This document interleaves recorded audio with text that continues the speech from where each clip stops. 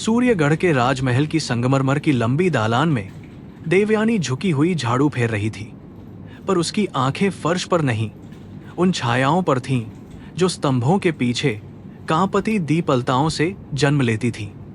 बाहर आकाश धूल से पीला था, जैसे 3 धुतुओं की सूखी प्रार्थनाएं बादलों तक पहुंचकर लौट आई हों। आज महाराजा अरिंजय स्वयं महायज्ञ में बैठने वाले थे और महल का हर पत्थर भय, आशा और छिपे षड्यंत्र से गर्म था। देवयानी के पैरों में मोटी रस्सी की पुरानी पायल थी, जो न दासी का आभूषण लगती थी, न कैदी की बेड़ी। बाल साधारण गांठ में बंधे थे, माथे पर राख की महीन रेखा थी और हाथों में वह स्थिरता थी जिसे कोई राजमहल की सफाई से नहीं सीखता। उसे देखने वाले सैनिक केवल एक दुबली दासी देखते थे, किंतु उसके भीतर श्वास, नाड़ी और मांसपेशियों की सूक्ष्म भाषा वैसे ही जागती रहती थी जैसे मंदिर के गर्भगृह में छिपा अग्निकुंड। महामंडप में आज शिव, विष्णु और जगदम्बा की संयुक्त पूजा थी, क्योंकि सूर्यगढ़ की धरती फट चुकी थी और किसान अपने सूखे कुओं में देवताओं का मौन सुनते सुनते टूटने लगे थे। सोने के कलशों में गंगाजल, चंदन, केसर और कमलदल सजे थे। पुरोहित वेदघोष कर रहे थे, नर्तकियां धीमी गति से दीप थामे खड़ी थीं और राजवैद्य अपनी औषधि पेटियां लेकर गर्व से सिंहासन के निकट बैठाए गए थे।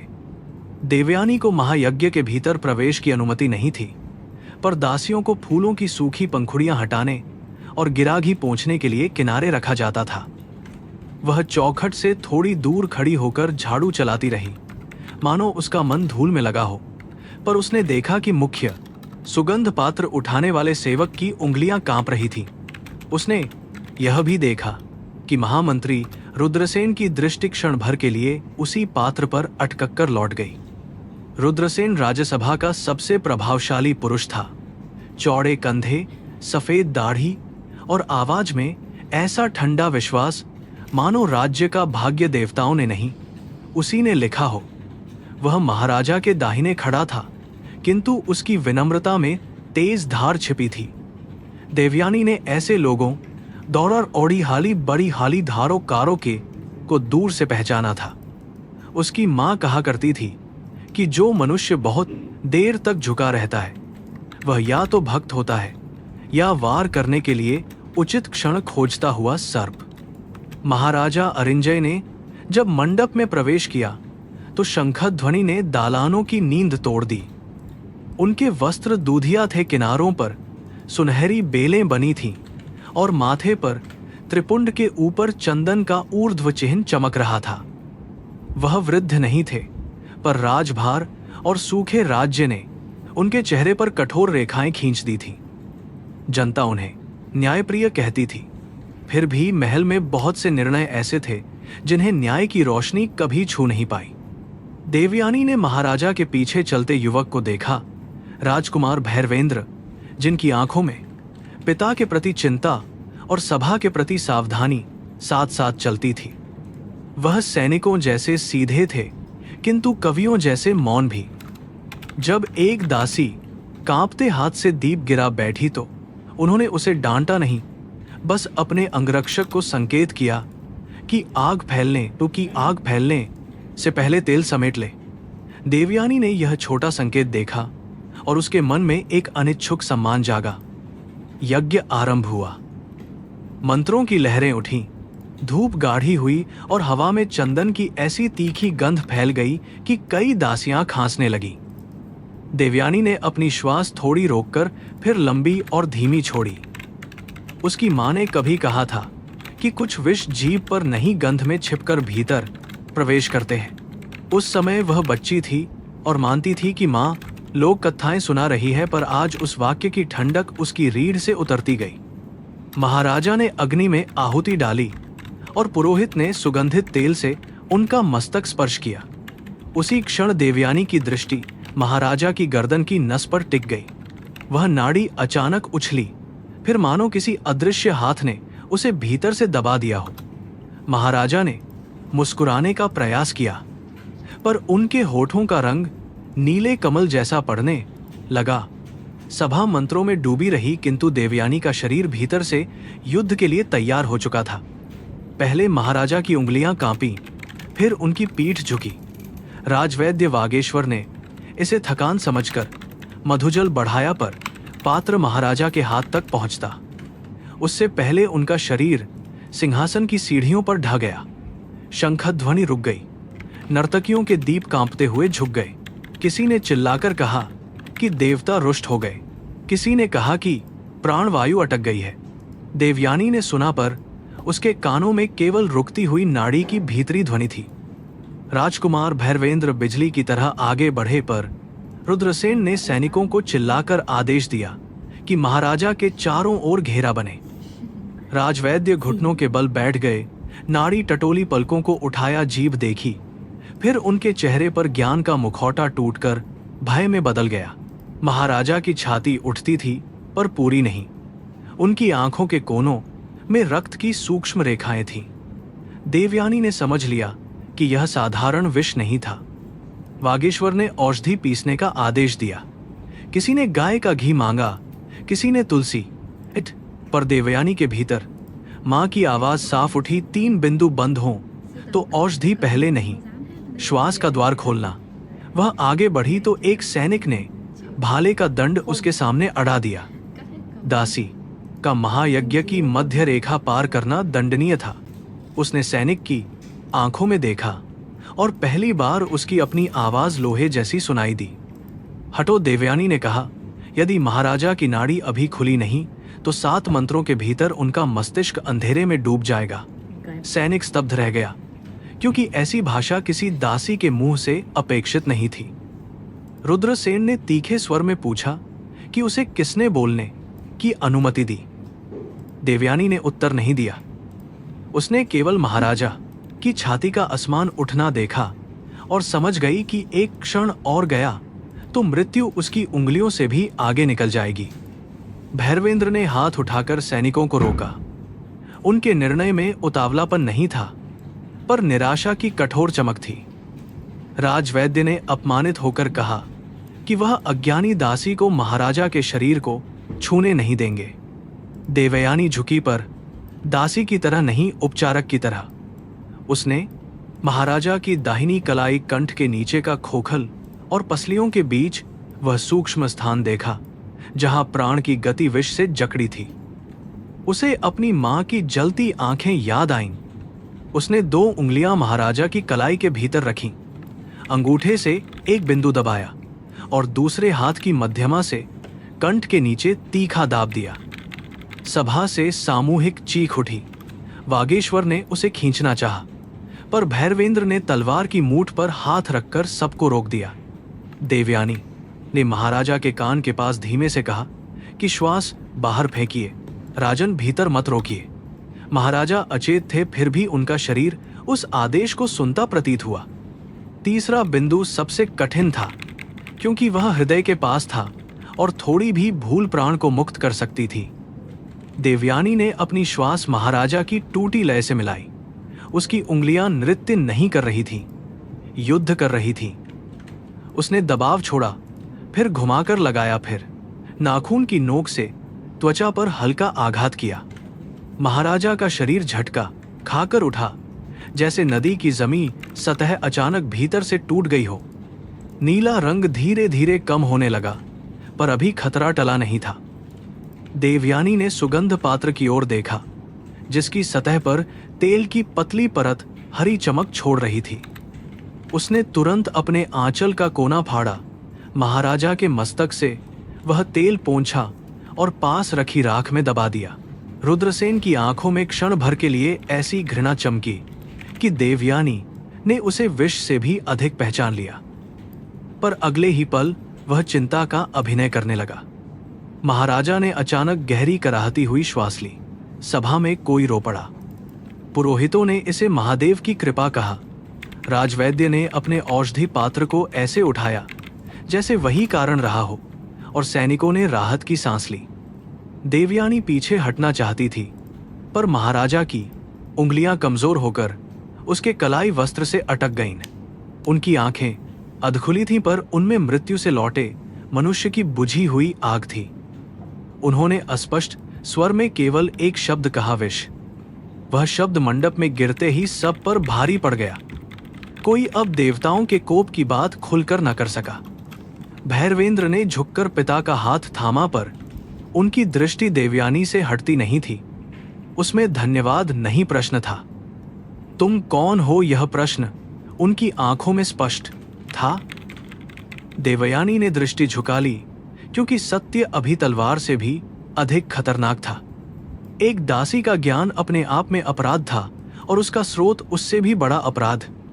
रुद्रसेन ने तुरंत स्वर संभाला और घोषणा की कि महाराजा को राजकक्ष में ले जाया जाए। फिर उसने देवयानी की ओर मुड़कर कहा कि जिसने विष पहचाना और शरीर छुआ, वह या तो चमत्कारी वैद्य है या अपराध में सहभागी। उसके शब्द सुनते ही सैनिकों ने देवयानी को घेर लिया। दासियों में से कई पीछे हट गईं, मानो उसका स्पर्श ही दोष हो। देवयानी ने प्रतिरोध नहीं किया। वह जानती थी कि अभी युद्ध हथियार से नहीं, धैर्य से लड़ा जाएगा। भैरवेंद्र ने कहा कि उसे बंदी बनाया जाए, पर अभी दंड न दिया जाए। वागीश्वर ने विरोध किया कि दासी ने राज शरीर की मर्यादा भंग की है। भैरवेंद्र ने शांति से उत्तर दिया कि यदि मर्यादा प्राण से बड़ी है तो सिंहासन खाली कर दीजिए। यह सुनकर सभा में सन्नाटा छा गया। देवयानी ने पहली बार राजकुमार की ओर सीधे देखा। वह उसका रक्षक नहीं था, यह वह समझती थी, पर वह अंधा भी नहीं था। इतना ही इस समय बहुत था। जब महाराजा को रेशमी पालकी में ले जाया गया, देवयानी की दृष्टि फिर सुगंध पात्र पर गई। राख में दबे आंचल से हल्का धुआं उठ रहा था, और उसमें नीम की कड़वाहट नहीं, किसी दुर्लभ नागलता जैसी गंध थी। उसने बचपन में मां की कोठरी में सूखी जड़ों के बीच यही गंध महसूस की थी, उस रात जब मां ने कहा था कि कुछ ज्ञान बचाना पड़ता है, क्योंकि राज दरबार सत्य को अक्सर बीमारी समझकर मार देता है। आज वह वाक्य जीवित हो उठा। सैनिक उसे मंडप से बाहर ले चले। संगमरमर की वही दालान अब लंबी नहीं, गहरी लग रही थी, जैसे महल स्वयं उसे निगलना चाहता हो। जिन स्तंभों को उसने रोज पोंछा था, वे अब साक्षी थे। देवयानी ने अपने हाथों पर महाराजा की त्वचा की शेष ठंडक महसूस की, और भीतर एक कांपता भय स्वीकार किया। वह डरती थी, पर भय ने उसे छोटा नहीं किया। भय ने केवल उसकी इंद्रियों को और तीखा कर दिया।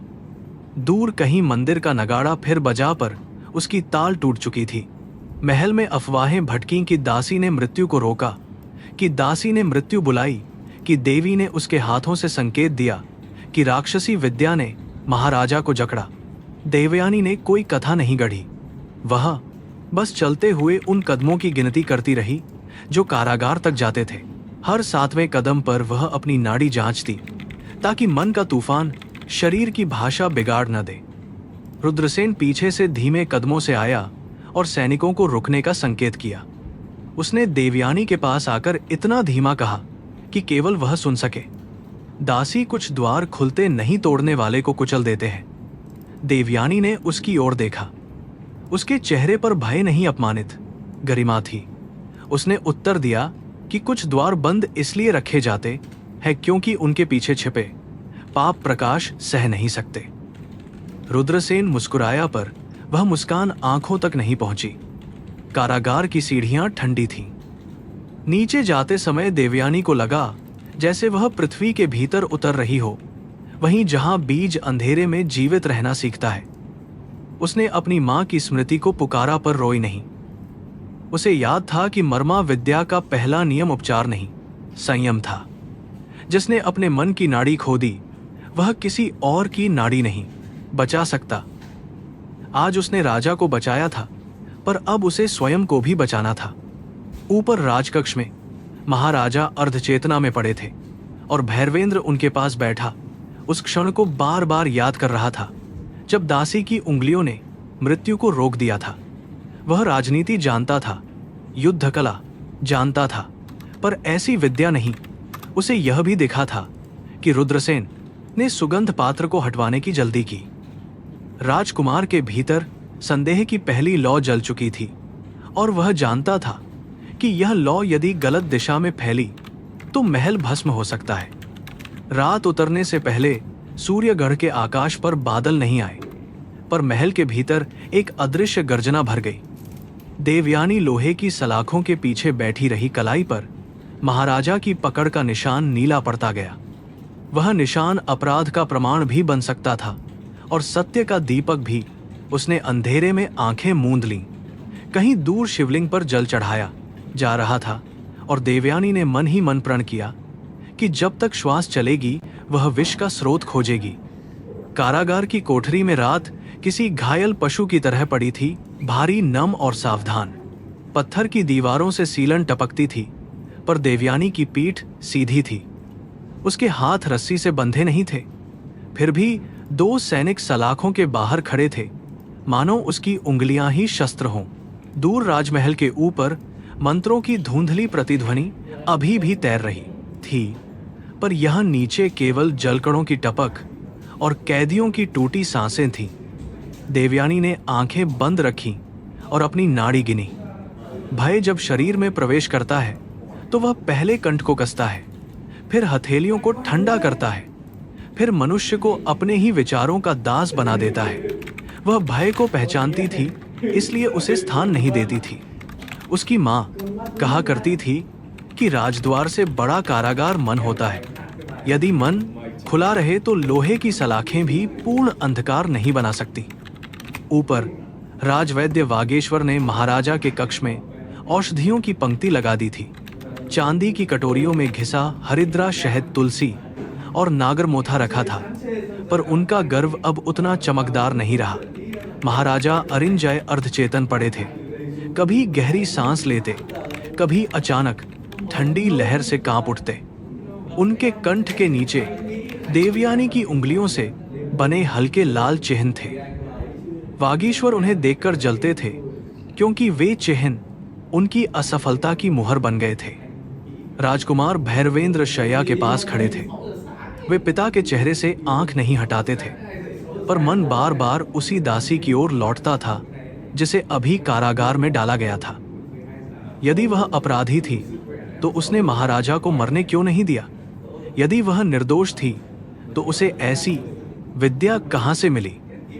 राजनीतिक शिक्षा ने भैरवेंद्र को सावधान बनाया था, पर आज सावधानी और न्याय उनके भीतर आपस में संघर्ष कर रहे थे।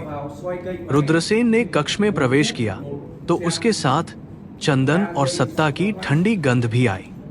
उसने धीमे स्वर में कहा कि राज्य को घोषणा चाहिए, वरना प्रजा देवकोप की बात फैलाएगी। उसने सुझाव दिया कि दासी को राजहत्या के षड्यंत्र में पूछताछ के लिए रखा जाए और महायज्ञ के तेलों को शुद्ध मानकर छुआ न जाए। भैरवेंद्र ने उसकी ओर देखा।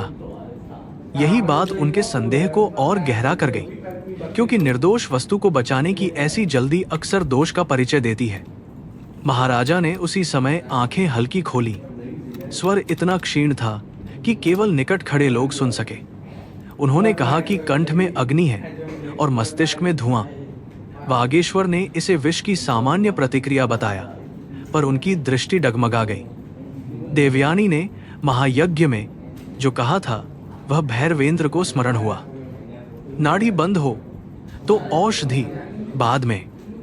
राजकुमार ने निर्णय किया कि कारागार की दासी से फिर प्रश्न होंगे, पर इस बार प्रश्न केवल दंड देने के लिए नहीं होंगे। भोर से पहले देवयानी को कोठरी से निकालकर एक छोटे पत्थर कक्ष में लाया गया। वहां दीवार पर तेल का एक दीप जल रहा था और बीच में लकड़ी की नीची चौकी पड़ी थी। वागेश्वर, रुद्रसेन, 2 सैनिक और राजकुमार उपस्थित थे। देवयानी ने सबको देखा, फिर शांत होकर खड़ी रही। उसके वस्त्र धूल से सने थे, पर उसकी आंखों में वैसी स्पष्टता थी जो राज्यसभाओं में दुर्लभ होती है। इस स्पष्टता ने रुद्रसेन को भीतर से चिढ़ा दिया। वागीश्वर ने पहला प्रश्न किया कि एक दासी को राज शरीर के गुप्त बिंदुओं का ज्ञान कैसे हुआ? देवयानी ने उत्तर देने से पहले दीर्घ श्वास ली। उसने कहा कि शरीर राजाओं और दासों में अलग नहीं होता, केवल उस पर चढ़े वस्त्र अलग होते हैं। रुद्रसेन ने मेज पर हाथ मारा और उसे मर्यादा याद दिलाई। देवयानी ने सिर झुकाया, पर शब्द नहीं बदले। उसने कहा कि यदि उसे मौन रहना है तो महाराजा की श्वास पर चर्चा कोई और करे। भैरवेंद्र ने संकेत किया कि उसे बोलने दिया जाए। देवयानी ने बताया कि महाराजा पर जो प्रभाव हुआ वह सामान्य पेय विष का नहीं था। कंठ, हृदय और नाभि मार्ग में प्राणगति को बांधने वाला मिश्रित विष था जो त्वचा और गंध दोनों से प्रवेश कर सकता है। उसने कहा कि इसका पहला लक्षण जीभ का नीला होना नहीं बल्कि गर्दन की नाड़ी का अचानक भीतर धंसना है। यह सुनते ही वागेश्वर की भौहें सिकुड़ गईं, क्योंकि ऐसा विवरण दरबार की पुस्तकों में नहीं मिलता था। रुद्रसेन ने कटु हंसी से पूछा कि क्या वह स्वयं विष बनाने वाली जाति से आती है। देवयानी के भीतर एक पुराना घाव कांपा पर चेहरा स्थिर रहा।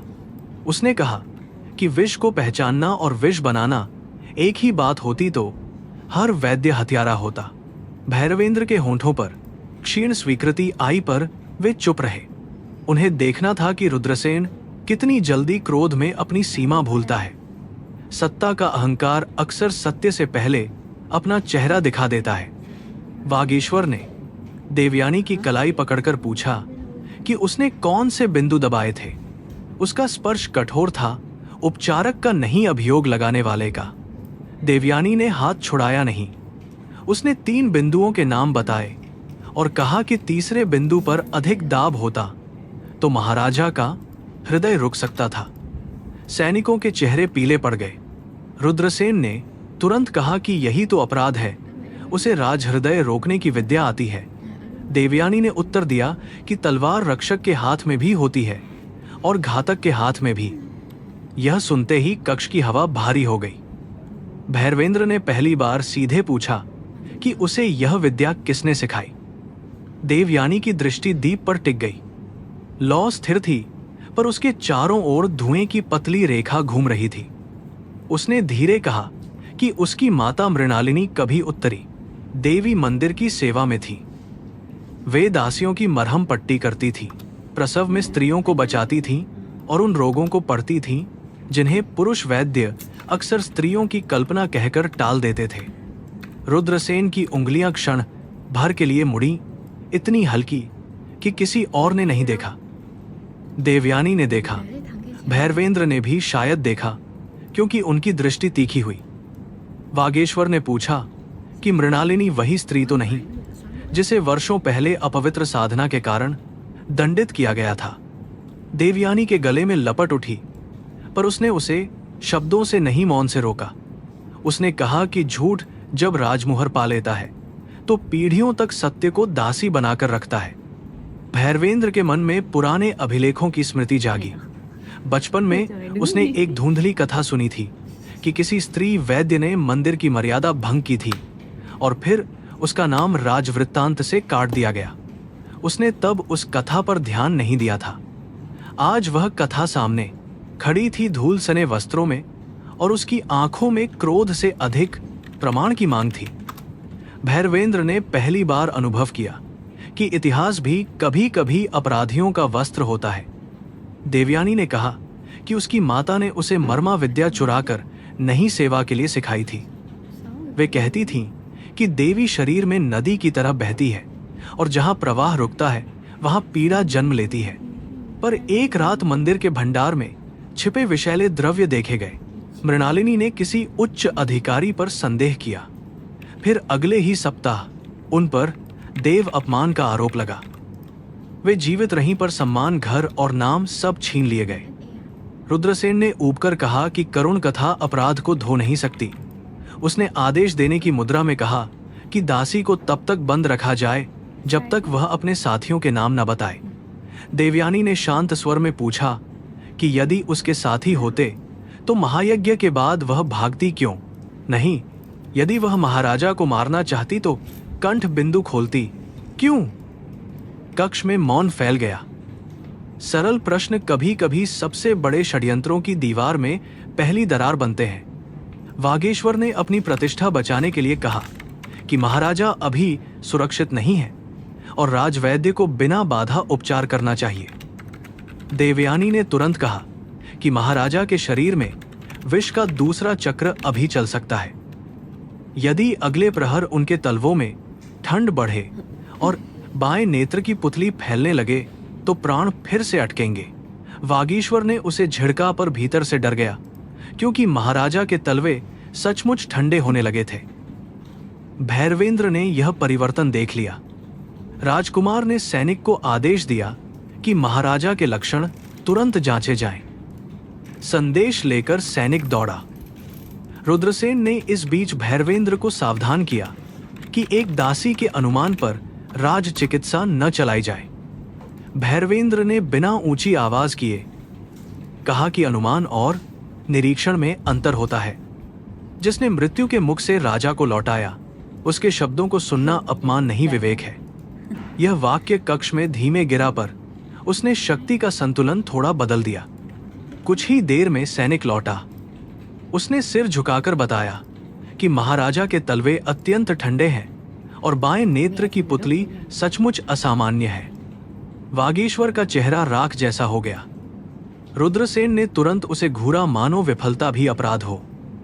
देवयानी ने कहा कि यह विष शरीर को तुरंत नहीं मारता, वह चेतना के मार्गों को क्रमशः धुंधला करता है, ताकि पीड़ित जीवित रहे पर निर्णय करने योग्य न रहे। भैरवेंद्र का रक्त जैसे जम गया, क्योंकि राज्य में अर्धमृत राजा से अधिक खतरनाक कुछ नहीं था। देवयानी ने उपचार बताया। महाराजा को ठंडी धूप, तीखे धुएं और गाढ़े सुगंधित तेल से दूर रखना होगा। उनके सिरहाने नीम और गुग्गुल जलाया जाए, पर कम धुआं हो। कंठ और नाभि के बीच हर अर्ध प्रहर को हल्का दाब देना होगा, पर वही व्यक्ति करे जिसे नाड़ी पढ़नी आती हो। वागीश्वर ने तिरस्कार से कहा कि क्या अब दासी राजवैद्य बनेगी?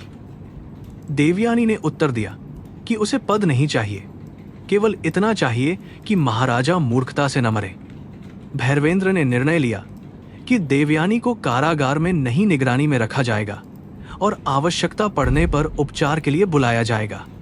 रुद्रसेन ने इसका विरोध किया, पर राजकुमार ने कहा कि जब तक महाराजा पूर्ण चेतना में आदेश न दें, राज सुरक्षा का भार उन पर है। यह पहली खुली टक्कर थी। रुद्रसेन ने सिर झुका दिया, पर उसके भीतर अपमान का लावा उठ रहा था। उसने निश्चय किया कि यह दासी केवल ज्ञान से नहीं, स्मृति से भी खतरनाक है। देवयानी को एक छोटे सेवा कक्ष में रखा गया, जिसकी खिड़की से राजोद्यान का सूखा अशोक वृक्ष दिखाई देता था। 2 स्त्री प्रहरी बाहर बैठी और दरवाजे पर ताला लगा रहा। यह स्वतंत्रता नहीं थी, पर कोठरी से बेहतर थी। उसने पहली बार थोड़ा जल पिया। कलाई पर रस्सी का निशान नहीं था, फिर भी महल की दृष्टि उसे बांधे हुए थी। वह समझ रही थी कि महाराजा का विष केवल शरीर में नहीं, राज्यसभा की नसों में भी बह रहा है।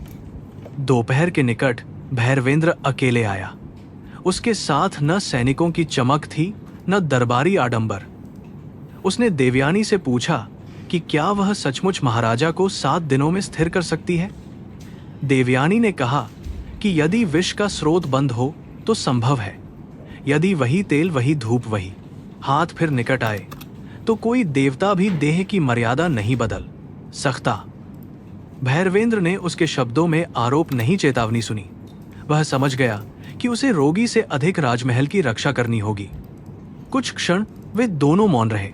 सामाजिक दूरी उनके बीच दीवार की तरह खड़ी थी। वह राजकुमार था, वह दासी। पर सत्य कभी कभी ऐसे स्थान पर खड़ा कर देता है जहां जन का ऊंच नीच अर्थ खो देता है। भैरवेंद्र ने कहा कि यदि वह झूठ बोल रही है तो वह स्वयं उसे दंड देगा। देवयानी ने उत्तर दिया कि यदि वह सत्य से आंख मूंदेंगे तो दंड देने के लिए राज्य बचेगा नहीं। यह साहसिक वाक्य था, पर उसमें अवज्ञा से अधिक पीड़ा थी। भैरवेंद्र ने जाने से पहले पूछा कि विष का नाम क्या है। देवयानी ने धीरे कहा कि यह सामान्य नामों में नहीं मिलता। मेरी माता इसे विष नाड़ी कहती थी, क्योंकि यह रक्त से पहले प्राण मार्गों पर अधिकार करता है। यह उन लोगों का विष है जो मृत्यु नहीं, नियंत्रण चाहते हैं। राजकुमार का चेहरा कठोर हो गया। उसे अचानक समझ आया कि महाराजा को मारना शायद अंतिम लक्ष्य नहीं था। पहले उनकी इच्छा छीननी थी, फिर उनके नाम से राज्य को झुकाना था। उसी संध्या रुद्रसेन अपने निजी कक्ष में बैठा था, जहां दीवारों पर विजय के शिलालेख और पराजित सरदारों की तलवारें टंगी थीं। उसके सामने एक झुका हुआ दूत खड़ा था। रुद्रसेन ने पूछा कि सुगंध पात्र का शेष तेल कहाँ है। दूत ने कहा कि कुछ भाग राख में दब गया और कुछ राजवैद्य के भंडार में भेजा गया। रुद्रसेन की आंखें संकरी हुईं। उसने आदेश दिया कि राख, आंचल और भंडार तीनों रात से पहले लुप्त हो जाने चाहिए।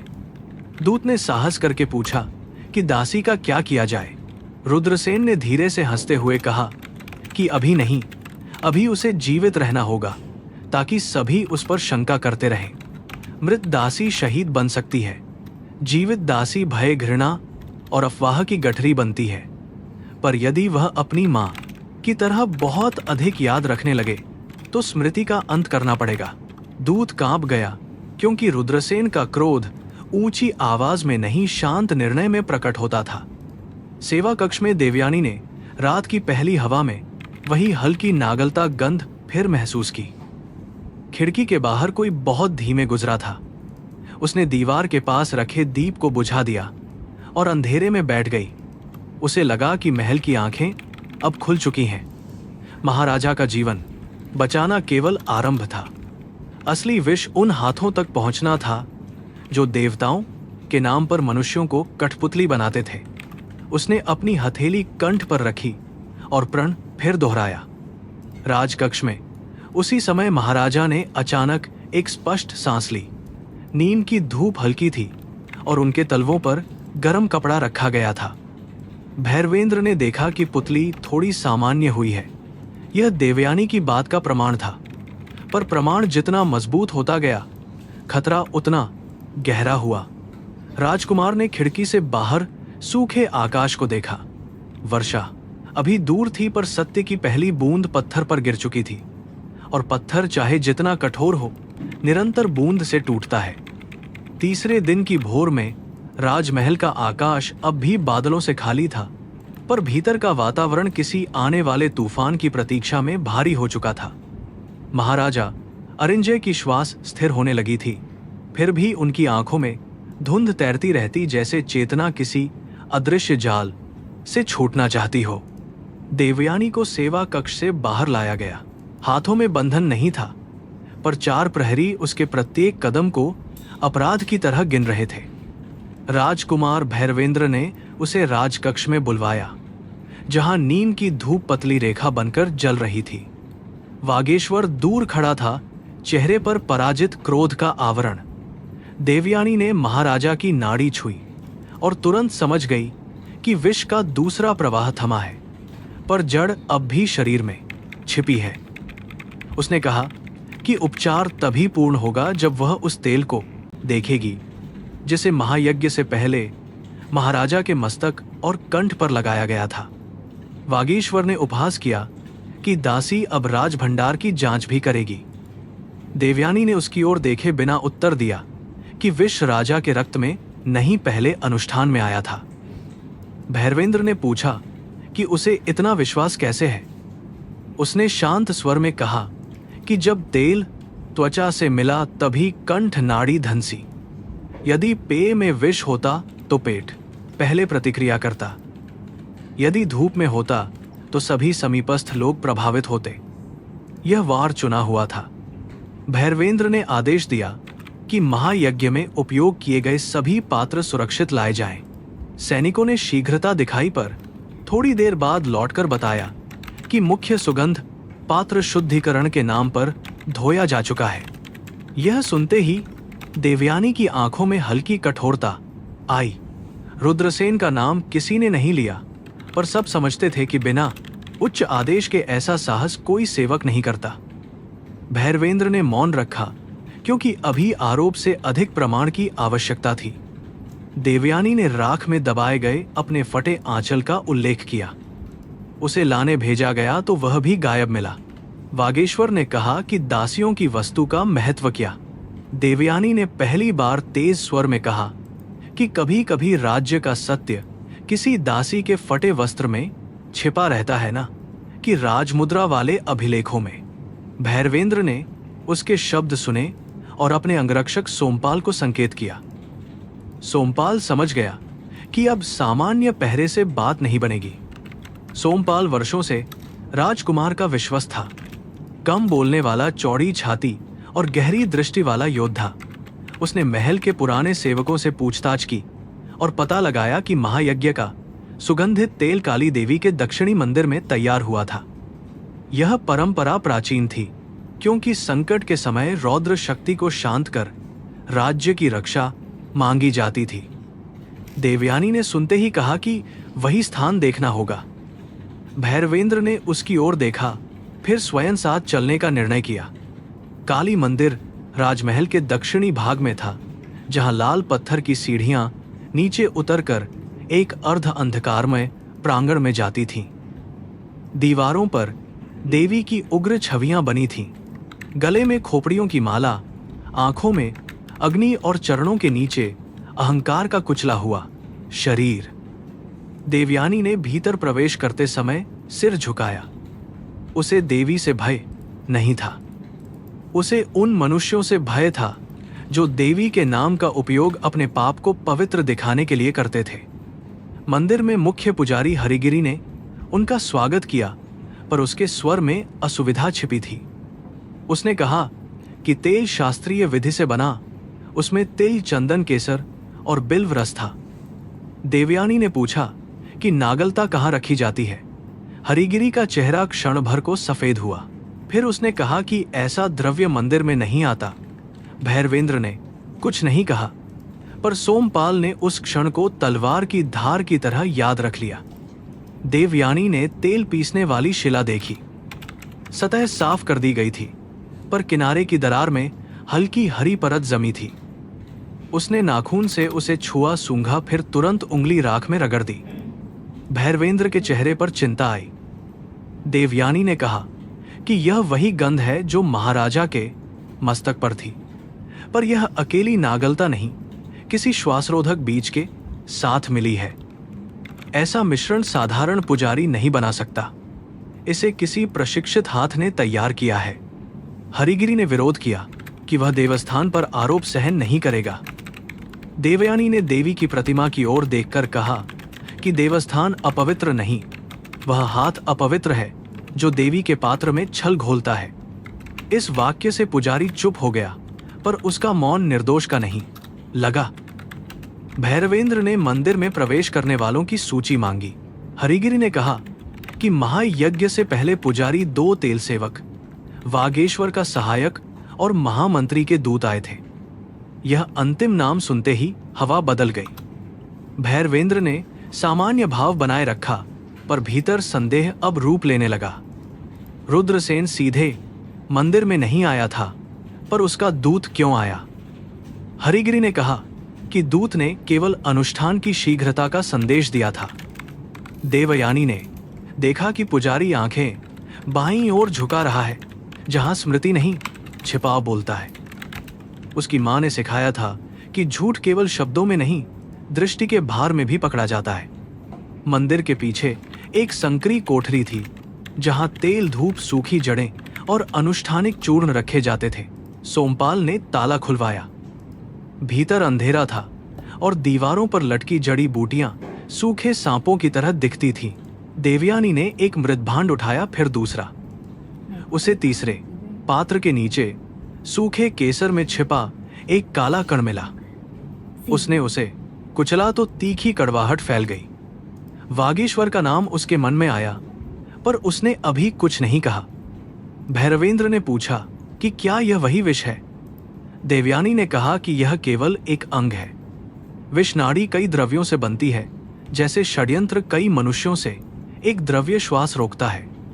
दूसरा चेतना को धुंधला करता है। तीसरा त्वचा से मार्ग खोलता है। यदि इनमें से कोई एक भी कम हो तो प्रभाव अधूरा रहेगा। इसलिए जिसने यह बनाया, उसे शरीर, अनुष्ठान और राजमर्यादा तीनों का ज्ञान था। यह निष्कर्ष भैरवेंद्र को भीतर तक ठंडा कर गया। मंदिर से लौटते समय देवयानी ने देखा कि राजउद्यान की दिशा से एक बालक दास भागता हुआ आया। वह सोमपाल के कान में कुछ कहकर कांपने लगा। खबर यह थी कि सुगंध पात्र धोने वाले सेवक की लाश कमल कुंड के पास मिली है। भैरवेंद्र का चेहरा कठोर हो गया। मृत व्यक्ति अब गवाही नहीं देगा। देवयानी ने मन ही मन समझ लिया कि षड्यंत्रकारी केवल प्रमाण नहीं मिटा रहा, वह भय की भाषा भी लिख रहा है। कमल कुंड सूखा पड़ा था, केवल कीचड़ की पतली परत बची थी। सेवक की देह किनारे पर पड़ी थी, आंखें खुली, होंठों पर काला दाग। वागीश्वर ने दूर से ही कहा कि यह सांप के काटने से हुआ होगा। देवयानी घुटनों के बल बैठी और देह की उंगलियां देखीं। नाखूनों के नीचे लाल पत्थर की धूल थी जो काली मंदिर की सीढ़ियों जैसी थी। उसने कहा कि यह सांप का नहीं, मौन कराने का दंश है। भैरवेंद्र ने दांत भींच लिए। सेवक की मुट्ठी में कपड़े का एक छोटा धागा फंसा था, गहरे नीले रंग का। महल में नीला वस्त्र केवल कुछ उच्च सेवकों और महामंत्री के निजी दूतों को मिलता था। सोमपाल ने धागा सावधानी से लिया। भैरवेंद्र ने देवयानी की ओर देखा। यह प्रमाण था, पर अभी आधा। रुद्रसेन जैसे व्यक्ति को गिराने के लिए आधा प्रमाण पर्याप्त नहीं, बल्कि घातक हो सकता था। अधूरा सत्य शेर को घायल करता है, मारता नहीं, और घायल शेर अधिक भयानक होता है। संध्या तक देवयानी को फिर उसी सेवा कक्ष में रखा गया, पर अब उसके पहरे बदल दिए गए थे। 2 पुराने सैनिकों की जगह सोमपाल के चुने हुए प्रहरी आए। बाहर से यह बंदी व्यवस्था थी, भीतर से सुरक्षा। देवयानी ने इसे समझा, पर आभार व्यक्त नहीं किया। राजकुमार भी समझते थे कि वह दया नहीं चाहती, केवल काम करने का अधिकार चाहती है। उसके लिए सम्मान शब्दों में नहीं, भरोसे के जोखिम में मापा जाता था। रात उतरते समय भैरवेंद्र स्वयं उसके कक्ष के बाहर आया। उसने दरवाजा खुलवाया और भीतर प्रवेश नहीं किया, ताकि मर्यादा बनी रहे। उसने कहा कि मृत सेवक की खबर महल में नहीं फैलाई जाएगी। देवयानी ने उत्तर दिया कि खबर छिपाने से भय नहीं रुकता, केवल दिशा बदलता है। भैरवेंद्र ने पूछा कि वह क्या चाहती है। उसने कहा कि उसे महल के तेल सेवकों, वागेश्वर के सहायकों, मंदिर के पुजारियों और रुद्रसेन के दूतों के नाम चाहिए। कोई नाम छोटा नहीं होता। भैरवेंद्र ने क्षण भर उसे देखा। उसके भीतर एक अजीब भाव उठा, जो केवल विश्वास नहीं था। यह उस मनुष्य को देखकर उपजने वाला आदर था, जो अपने विनाश के भय से बड़ा उद्देश्य चुनता है। उसने धीमे कहा कि तुम्हें पता है, यह मार्ग तुम्हें बचा भी सकता है और जला भी सकता है। देवयानी ने कहा कि मैं पहले ही उस अग्नि की बेटी हूं जिसमें मेरी मां का नाम जलाया गया था। अब बची राख से ही दीप बनाना होगा। उनके बीच मौन गहरा हुआ। देवयानी को पहली बार राजकुमार की थकान दिखाई दी। वह सत्ता की चमक में ढका युवक नहीं, अपने पिता राज्य और सत्य के बीच खिंचा हुआ मनुष्य था। भैरवेंद्र ने भी पहली बार देखा कि देवयानी का कठोर संयम शीतलता नहीं, घावों पर रखी गई शिला है। कोई हल्की करुणा दोनों के बीच उठी, पर दोनों ने उसे नाम नहीं दिया। नाम देना इस समय उसे कमजोर करना होता। देर रात देवयानी को महाराजा की नाड़ी देखने बुलाया गया। राजकक्ष शांत था, केवल दीप की लौ कांप रही थी। महाराजा अर्धनिद्रा में कुछ बुदबुदा रहे थे। देवयानी ने कान झुकाया तो उसने सुना कि वे किसी वचन, किसी मोहर और किसी दक्षिणी मार्ग का उल्लेख कर रहे हैं। शायद विष स्मृति की गहराई को खोल रहा था। भैरवेंद्र ने भी शब्द सुने और समझ गया कि पिता के अचेत मन में राजकीय रहस्य हिल रहे हैं। यह विष केवल देह नहीं, शासन को भी अस्थिर कर सकता था। उपचार के बाद लौटते समय देवयानी ने आग्रह किया कि वह कुछ देर राज उद्यान में चलना चाहती है। प्रहरी साथ थे, सोमपाल निकट था और भैरवेंद्र ने अनुमति दी। रात की हवा सूखी थी, पर चंपा वृक्षों के नीचे हल्की सुगंध बची थी। देवयानी ने आकाश देखा। कोई तारा बादल में नहीं छिपा था। फिर भी उसे लगा कि देवी काली की आंखें अंधकार से देख रही हैं। तभी उसके पैर ने मिट्टी में एक अस्वाभाविक दबाव महसूस किया। वह झुकी नहीं, उसने केवल कदम धीमे किए और हथेली को ढीला छोड़ा। चंपा की छाया से एक आकृति निकली, इतनी तीव्र कि प्रहरी समझ ही न सके। चांदी की पतली कटार सीधे उसकी गर्दन की ओर आई। देवयानी ने शरीर पीछे नहीं खींचा, बल्कि आगे झुककर हमले की दिशा बिगाड़ी। उसकी उंगलियां आक्रमणकारी की कलाई के भीतर लगीं, जहां स्नायु क्षण भर को शिथिल हो जाता है। कटार गिर गई, पर दूसरा हत्यारा वृक्ष के पीछे से उभरा। सोमपाल ने तलवार खींची और दूसरे हथियारे पर टूट पड़ा। भैरवेंद्र, जो थोड़ी दूरी पर था, तुरंत दौड़ा। देवयानी ने पहले हथियारे के कंधे और जबड़े के बीच 2 तीव्र आघात किए। वह मरा नहीं, पर उसकी देह लकड़ी की तरह जड़ हो गई। दूसरा हथियारा सोमपाल की तलवार से बचकर भागना चाहता था, पर भैरवेंद्र ने उसके मार्ग में आकर वार रोका। चांदनी में लोहे की चमक, सूखे पत्तों की आवाज और दबी चीखें एक साथ उठीं। दूसरा हथियारा पकड़ा गया, पर उसने जीभ के नीचे छिपा विष दांतों से तोड़ लिया। कुछ ही क्षण में उसका चेहरा नीला पड़ गया। देवयानी ने उसे बचाने का प्रयास नहीं किया, क्योंकि वह जानती थी कि यह विष प्रश्नों से बचने के लिए था। पहले हथियारे की देह अब भी जड़ थी। उसने उसकी गर्दन पर नीले वस्त्र का वही सूक्ष्म रेशा देखा। सोमपाल ने सैनिकों को बुलाया। भैरवेंद्र ने देवयानी की ओर देखा, और इस बार उसकी आंखों में छिपा भय स्पष्ट था। देवयानी की बांह पर कटार की हल्की रेखा से रक्त बह रहा था। भैरवेंद्र आगे बढ़ा, पर वह स्वयं पीछे हट गई। उसने कहा कि घाव छोटा है। राजकुमार ने उत्तर दिया कि छोटा घाव भी यदि विषैला हो तो प्राण लेता है। देवयानी ने अपनी त्वचा सूंघी, फिर बोली कि इसमें विष नहीं, केवल चेतावनी थी। वे मुझे मारना चाहते तो गहरी चोट करते। यह हमला मेरे साथ साथ आपको भी बताने आया है कि हम सही दिशा में चल रहे हैं। भैरवेंद्र ने धीरे कहा कि अब तुम्हें अकेला नहीं छोड़ा जाएगा। देवयानी ने उसे देखा। इस आदेश में राजकुमार का अधिकार था, पर साथ ही एक निजी चिंता भी, जिसे वह छिपा नहीं पाया। देवयानी ने पहली बार स्वर मुलायम किया। उसने कहा कि रक्षा कीजिए, पर मुझे पिंजरे में मत रखिए। पिंजरे में बंद पक्षी बाज से नहीं मरता, पर आकाश भूल जाता है।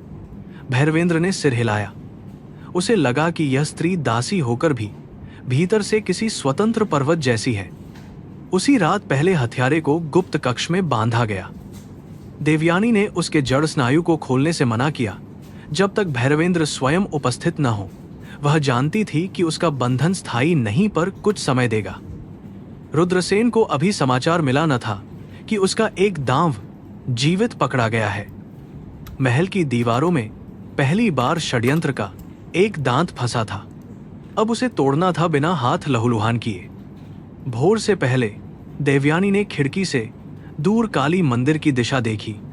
हवा में चंपा रक्त और राख की मिली गंध थी। उसने मां की स्मृति को याद किया, पर इस बार पीड़ा के साथ एक नई शक्ति भी थी। वह अब केवल अपनी मां का नाम बचाने नहीं चल रही थी, वह उस राज्य की नाड़ी पड़ रही थी जो बाहर से स्वर्णमय था और भीतर विष से नीला पड़ रहा था।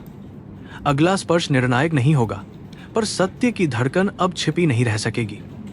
भोर की पहली राखी रोशनी राजमहल की दीवारों पर चढ़ रही थी, जब पकड़े गए हथियारे की जड़ता धीरे धीरे टूटने लगी। देवयानी ने उसके कंधे के पास दबे बिंदु को नहीं खोला था, इसलिए वह बोल सकता था, भाग नहीं सकता था। सोमपाल ने गुप्त कक्ष के द्वार पर पहरा रखा।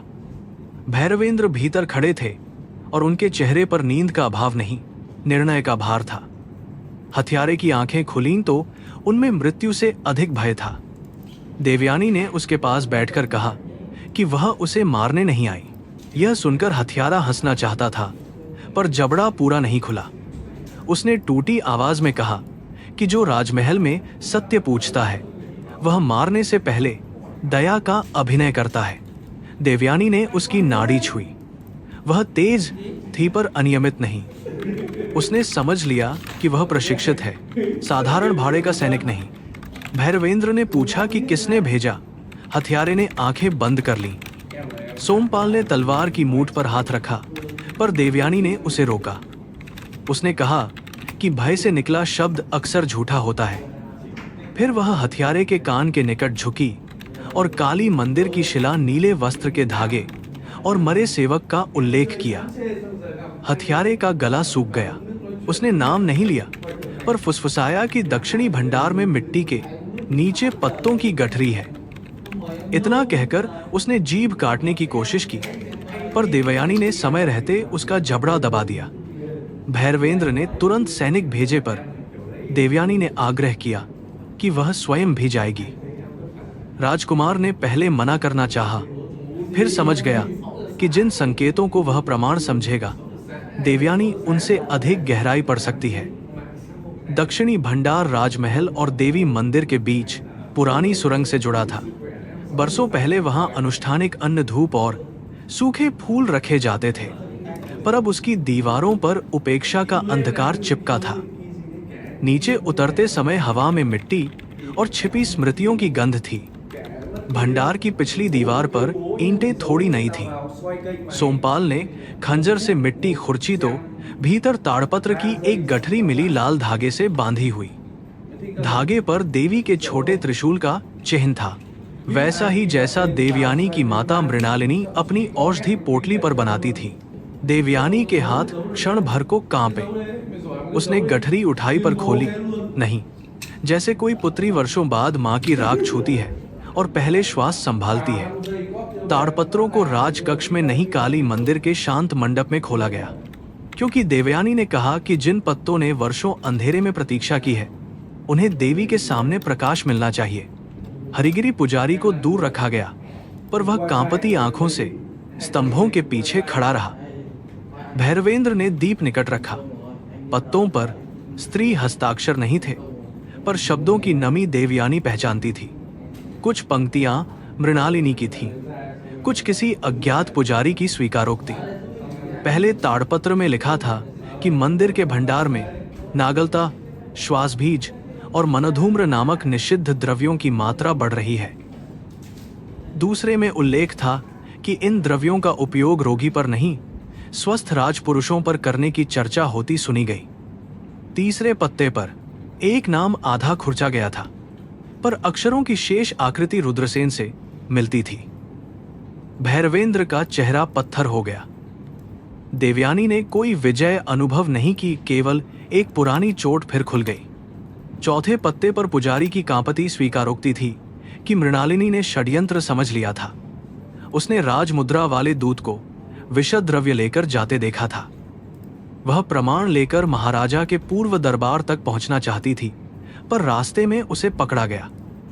उस पर देवी की शक्ति को अपवित्र करने, पुरुष वैद्यों को चुनौती देने और निषिद्ध शरीर विद्या सिखाने का आरोप लगाया गया। कोई खुला मुकदमा नहीं हुआ। निर्णय गुप्त था, दंड सार्वजनिक बनाया गया। देवयानी की आंखों के सामने बचपन की वह रात जीवित हो उठी। वह तब छोटी थी, पर उसे याद था कि मां ने उसे अंधेरे कोने में छिपाकर कहा था, नाड़ी सुनना पर भीड़ की आवाज पर विश्वास मत करना। अगले दिन लोगों ने मृणालिनी को मंदिर के बाहर बांधा था। उन्हें जलाकर नहीं मारा गया था, पर उनके नाम पद, घर और अधिकार अग्नि में फेंक दिए गए थे। अपमान का धुआं मृत्यु से धीमा था, पर उतना ही घातक। भैरवेंद्र ने धीरे पूछा कि तुम्हारी मां कहाँ गई? देवयानी ने उत्तर दिया कि पहले दास व्यापारी के हाथ बेची गईं, फिर रोग और श्रम से टूट गईं। अंतिम दिनों में उन्होंने मेरे हाथों पर बिंदु बनाकर कहा था कि शरीर में ईश्वर का मार्ग छिपा है, उसे कभी लालच के लिए मत छूना। देवयानी की आवाज नहीं टूटी, पर उसके भीतर वर्षों से जमा रोदन अंधे कुएं में गिरती गूंज जैसा था। भैरवेंद्र ने सिर झुका लिया। उसी क्षण राजकुमार को अपने वंश की चुप्पी का भार महसूस हुआ। अपराध शायद उसके जन्म से पहले का था, पर लाभ उसी सत्ता ने उठाया था जिसका वह उत्तराधिकारी था। उसने कहा कि यदि यह सत्य सिद्ध हुआ तो मृणालिनी का नाम राजलेख में लौटेगा। देवयानी ने उसकी ओर देखा। नाम लौटाना पर्याप्त नहीं राजकुमार। जिन हाथों ने झूठ लिखा वे अब भी मुहर पकड़ते हैं। भैरवेंद्र ने स्वीकार किया कि वह सही है, और यह स्वीकार स्वयं उसके लिए कठिन था। ताड़पत्रों में आगे और भी कठोर संकेत थे। एक गुप्त करार का उल्लेख था, जिसमें कुछ सीमा सरदारों, मंदिर भंडार अधिकारियों और राजवैद्य मंडल के लोगों को धन देने की बात थी। उद्देश्य था दुर्लभ द्रव्यों की आपूर्ति, झूठे देव संकेत और राज परिवार के निर्णयों पर अदृश्य नियंत्रण। अंतिम पत्ती पर लिखा था कि यदि राज सत्ता दुर्बल हो जाए तो रुद्रसेन किसी रक्त संबंधी को आगे कर स्वयं राज्य चलाएगा। यह योजना पुरानी थी, पर उसका नया रूप अब महाराजा के विष में प्रकट हुआ था। सोमपाल ने क्रोध से कहा कि अभी रुद्रसेन को गिरफ्तार किया जाना चाहिए। भैरवेंद्र ने सिर हिलाया पर रोका। वह जानता था कि महामंत्री के पास सैनिक अभिलेख, धन और कई घरानों की कृतज्ञता थी। बिना पूर्ण प्रमाण के उसे छूना राज्य को गृह युद्ध में धकेल सकता था। देवयानी ने कहा कि नाग को पकड़ने से पहले उसका बिल बंद करना पड़ता है। यदि वह बच निकला तो केवल हमें नहीं, महाराजा को भी फिर डसेगा। मंदिर के स्तंभों के पीछे खड़ा हरिगिरी अचानक घुटनों के बल गिर पड़ा। उसने रोते हुए कहा कि उसने पुरानी कथा अपने गुरु से सुनी थी। गुरु ने मरने से पहले कहा था कि मृणालिनी दोषी नहीं थी, पर मंदिर तब रुद्रसेन के भय में था। हरिगिरी ने स्वयं कुछ नहीं किया था, फिर भी चुप्पी की विरासत ढोता रहा। देवयानी ने उसे देखा। उसका क्रोध कहता था कि ऐसे मौन भी अपराध है, पर उसके विवेक ने कहा कि भयग्रस्त मनुष्य को सत्य बोलने का अवसर भी न्याय का भाग है। भैरवेंद्र ने हरिगिरी से पूछा कि क्या वह खुली सभा में यह कह सकेगा। पुजारी कांप गया। उसने कहा कि यदि देवी की शपथ दी जाए तो वह झूठ नहीं बोलेगा, पर रुद्रसेन के लोग उसे जीवित नहीं छोड़ेंगे। देवयानी ने कहा कि देवी की शपथ डर को नहीं हटाती, पर मनुष्य को अपने डर से बड़ा बनाती है। हरिगिरी ने आंसू पोंछे और सिर झुका दिया। उसके उस छोटे साहस ने षड्यंत्र की दीवार में दूसरी दरार खोल दी। दोपहर को देवयानी महाराजा के पास गई। अरिंजय की चेतना कुछ साफ थी, पर वह अब भी दुर्बल थे। उसने नाड़ी देखकर कहा कि विष का मुख्य प्रवाह घट रहा है। महाराजा ने धीमे स्वर में पूछा कि दरबार में क्या छिपाया जा रहा है। भैरवेंद्र चुप रहे। देवयानी ने कहा कि राजन, शरीर कभी कभी मन से पहले सत्य स्वीकार करता है। आपके शरीर ने अनुष्ठान को अस्वीकार किया, पर दरबार अभी भी उसे पवित्र कह रहा है।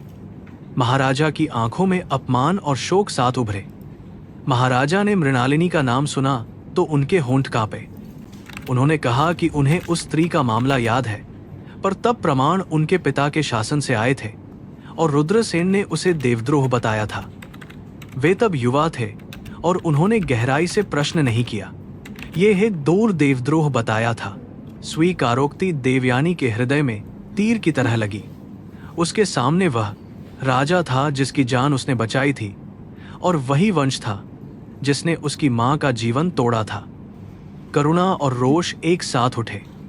देवयानी ने चाहा कि वह कठोर उत्तर दे, पर महाराजा की दुर्बलता ने उसे रोका नहीं, बल्कि सत्य को अधिक स्पष्ट कर दिया।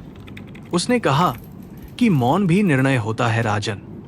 जब शक्तिशाली प्रश्न नहीं पूछते, तब कमजोर लोग दंड पाते हैं। कक्ष में कोई हिला नहीं। अरिंजय ने आंखें बंद कर लीं। बहुत देर बाद उन्होंने कहा कि यदि जीवन बचा तो मैं उस मौन का प्रायश्चित करूंगा। देवयानी ने सोचा कि प्रायश्चित शब्द आसान है, पर न्याय कठिन। उस संध्या भैरवेंद्र ने देवयानी को राजोद्यान की सूखी झील के पास बुलाया, जहां पहरे दूर थे, पर सोमपाल की दृष्टि बनी हुई थी। आकाश लाल था, जैसे सूर्य स्वयं किसी अग्नि परीक्षा से गुजर रहा हो। राजकुमार ने कहा कि वह उसके क्रोध को समझता है। देवयानी ने उत्तर दिया कि नहीं राजकुमार, जो अपने घर में सम्मान से बड़ा हुआ हो वह अपमान की पीढ़ीगत गंध पूरी तरह नहीं समझ सकता, पर वह सुन सकता है, और आज सुनना ही प्रारंभ है। भैरवेंद्र ने उसके शब्द सह लिए। वह राजपुत्र था, उसे बचपन से उत्तर देना सिखाया गया था, सुनना नहीं। उसने पहली बार बिना तर्क दिए कहा कि उसे सिखाओ कि इस विष को कैसे पढ़ना है। देवयानी ने उसकी ओर देखा। यह याचना ज्ञान की थी, सत्ता की नहीं। उसने कहा कि विष से पहले मनुष्य को पढ़ना सीखिए। जो बहुत विनम्रता से देवताओं का नाम ले पर सेवकों के भय से शक्ति पाए, उस पर ध्यान दीजिए, वहां से आरंभ कीजिए। धीरे धीरे उनके बीच वह सूक्ष्म विश्वास बनने लगा जो युद्ध से पहले योद्धाओं में होता है। इसमें कोमलता थी पर उससे अधिक सावधानी। देवयानी जानती थी कि राजकुमार का आदर उसके जीवन को बचा सकता है, पर वही संबंध उसे दरबार की घृणा का लक्ष्य भी बना सकता है। भैरवेंद्र जानता था कि वह उसे साधारण दासी की तरह नहीं देख पा रहा, पर वह यह भी समझता था कि ऐसे भाव राजधर्म और जाति मर्यादा की दीवारों से टकराएंगे। रात में रुद्रसेन ने अपने गुप्त सभागार में 4 विश्वस्तों को बुलाया। वहां दिए कम थे और छायाएं अधिक। उसने सुना कि दक्षिणी भंडार से कुछ निकाला गया है। उसका चेहरा शांत रहा, पर हाथ की अंगूठी मेज पर धीरे धीरे बजती रही। उसने कहा कि पुरानी पत्तियां मृत लोगों की तरह होती हैं। यदि उन्हें कोई पढ़ने लगे तो उन्हें फिर दफनाना पड़ता है। उसने आदेश दिया कि दीपोत्सव से पहले ऐसा भ्रम फैलाया जाए कि दासी अशुभ है और महाराजा पर उसका नियंत्रण है। उसने आगे कहा कि प्रजा सूखे से टूटी है और टूटी प्रजा संकेतों पर विश्वास करती है। यदि उन्हें बताया जाए कि दासी ने देवी की मर्यादा भंग की तो वे न्याय नहीं बलि मांगेंगे। उसके एक साथी ने पूछा कि राजकुमार का क्या? रुद्रसेन की आंखों में घृणा चमकी। उसने कहा कि युवा रक्त करुणा को शक्ति समझता है। उसे जनता, धर्म और पिता के बीच बांध दो। वह जितना बचाएगा उतना अकेला पड़ेगा। यह कहकर उसने काली माला उठाई और अंधकार में दबा दी। देवयानी उसी रात अपनी मां के ताड़पत्रों को फिर पढ़ती रही। हर पंक्ति में प्रमाण था, पर हर पंक्ति में पीड़ा भी। वह चाहती तो केवल प्रतिशोध चुन सकती थी। महाराजा को बचाकर वह उनसे मृणालिनी का नाम वापस ले सकती थी, रुद्रसेन को उजागर कर सकती थी और फिर इस महल को छोड़ सकती थी। पर उसने देखा था कि विष का जाल दासों, किसानों, पुजारियों और सैनिकों तक फैला है। यदि वह केवल अपनी मां के लिए लड़ेगी तो बहुत से अनाम लोग अंधेरे में रह जाएंगे। उसने दीप के सामने बैठकर देवी को प्रणाम किया। उसके शब्द धीमे थे पर भीतर आग थी। हे जगदम्बा, मुझे क्रोध दो पर ऐसा नहीं जो आंख अंधी करे। मुझे करुणा दो पर ऐसी नहीं जो न्याय को कमजोर करे। मुझे वह स्पर्श दो जो प्राण बचाए और वह कठोरता भी जो पाप को छिपने न दे। दीप की लौ क्षण भर ऊंची उठी। देवयानी ने इसे चमत्कार नहीं कहा, पर मन ने इसे संकेत की तरह स्वीकार किया। सुबह होने से ठीक पहले भैरवेंद्र ने उसे सूचना दी कि दीपोत्सव 3 दिन बाद है और रुद्रसेन चाहता है कि महाराजा जनता के सामने आशीर्वाद दे। देवयानी ने तुरंत समझ लिया कि यह नया मंच होगा जहां विष, अफवाह या दोनों साथ चल सकते हैं। उसने कहा कि राजा को अभी भीड़ में ले जाना उचित नहीं। भैरवेंद्र ने कहा कि यदि वे न गए तो रुद्रसेन इसे दुर्बलता घोषित करेगा। देवयानी ने उत्तर दिया कि तब हमें उसी मंच को जाल नहीं दर्पण बनाना होगा। भैरवेंद्र ने पूछा कि दर्पण कैसे बनेगा? देवयानी ने ताड़पत्रों को मोड़कर कहा कि झूठ छाया में बलवान होता है। दीपोत्सव में हजारों दीप जलेंगे। हमें प्रमाण, गवाही और विष की पहचान को उसी प्रकाश में रखना होगा जहां रुद्रसेन धर्म का नाम लेकर भी छिप ना सके। यह योजना साहसी थी, अधूरी भी, पर पहली बार वे केवल बचाव नहीं प्रत्याक्रमण की दिशा में सोच रहे थे। बाहर क्षितिज पर हल्का उजाला फैलने लगा था। देवयानी ने खिड़की से सूखी धरती देखी और मन में मां का चेहरा उभरा। मृणालिनी ने उसे मर्मा विद्या दी थी, पर उससे भी बड़ी चीज दी थी, अपमान को प्रतिशोध से ऊपर उठाकर न्याय में बदलने की क्षमता। अब वह समझ रही थी कि महाराजा की नाड़ी बचाना केवल प्रारंभ था। राज्य की नाड़ी खोलनी थी, और यह काम उंगलियों से नहीं, सत्य, साहस और उस विश्वास से होगा जो अभी जन्म ले रहा था, पर जिसे संसार स्वीकार करने को तैयार नहीं था। दीपोत्सव की संध्या सूर्यगढ़ पर ऐसे उतरी जैसे सूखी धरती ने अंधकार से पहले अंतिम बार प्रकाश का वस्त्र मांगा हो। राजमहल की दीवारों पर तेल के दीप पंक्तियों में रखे गए, पर उनके नीचे छिपी बेचैनी को कोई लौ पूरी तरह छिपा नहीं पा रही थी। नगर के लोग भूख, सूखे और अफवाहों से थके हुए महल के बाहर इकट्ठा हो रहे थे। वे महाराजा का दर्शन चाहते थे, देवताओं का संकेत चाहते थे और सबसे अधिक किसी पर दोष डालने का अवसर चाहते थे। देवयानी ने सेवा कक्ष की खिड़की से दीपों का फैलता उजाला देखा। उसे दीपोत्सव बचपन में प्रिय था, जब मां मृणालिनी मिट्टी के छोटे दीप में तेल डालकर कहती थी कि अंधकार को कोसने से बेहतर है एक लौ बचाना। आज वही त्योहार तलवार की धार पर चल रहा था। यदि रुद्रसेन ने अफवाहों को प्रज्वलित किया तो 1000 दीप भीड़ को शांत नहीं करेंगे, बल्कि हर चेहरा आरोप की अग्नि में और स्पष्ट दिखाई देगा। भैरवेंद्र ने दिन भर राजकक्ष को सावधानियों से भर दिया था। महाराजा को हल्के वस्त्र पहनाए गए, सुगंधित तेलों पर रोक लगी, धूप सीमित रखी गई और राजवैद्य वागेश्वर को केवल खुले पात्रों में औषधि तैयार करने का आदेश मिला। यह व्यवस्था रुद्रसेन को अपमान लगी, पर उसने कुछ नहीं कहा। उसकी चुप्पी में तूफान था। वह जानता था कि जो युद्ध तलवार से नहीं जीता जा सकता, उसे जनता की आस्था के भीतर लड़ा जा सकता है। संध्या से पहले हरिगिरी पुजारी कांपते हुए देवयानी से मिला।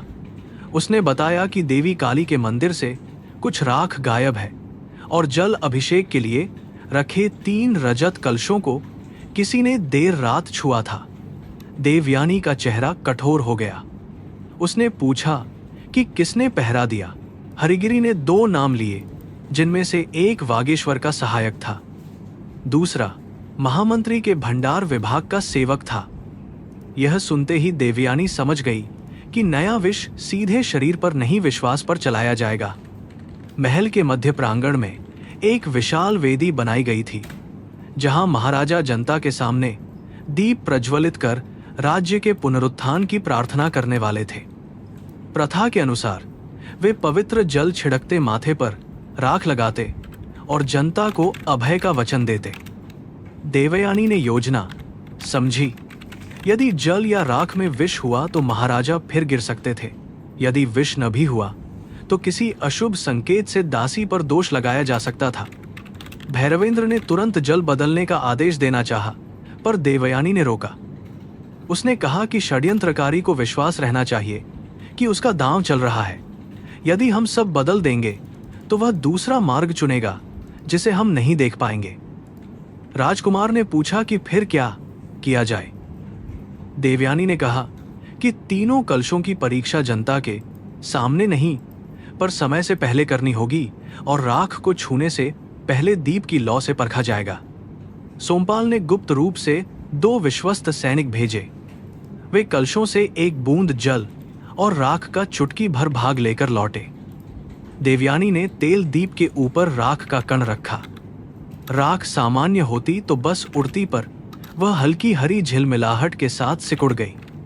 उसके बाद जल को चांदी की सुई पर गिराया गया। सुई का सिरा धुंधला काला पड़ गया। भैरवेंद्र के भीतर क्रोध उठा, पर देवयानी ने हाथ उठाकर उसे शांत रहने का संकेत दिया। देवयानी ने कहा कि यह जल प्राणघातक नहीं, पर त्वचा पर लगते ही कंठ को शिथिल करेगा और आंखों में धुआं भरेगा। राख में दूसरा द्रव्य है जो भ्रम उत्पन्न कर सकता है। यदि महाराजा या कोई पुजारी इसे लगाएगा तो वे लड़खड़ाएंगे और भीड़ इसे देवकोप समझेगी।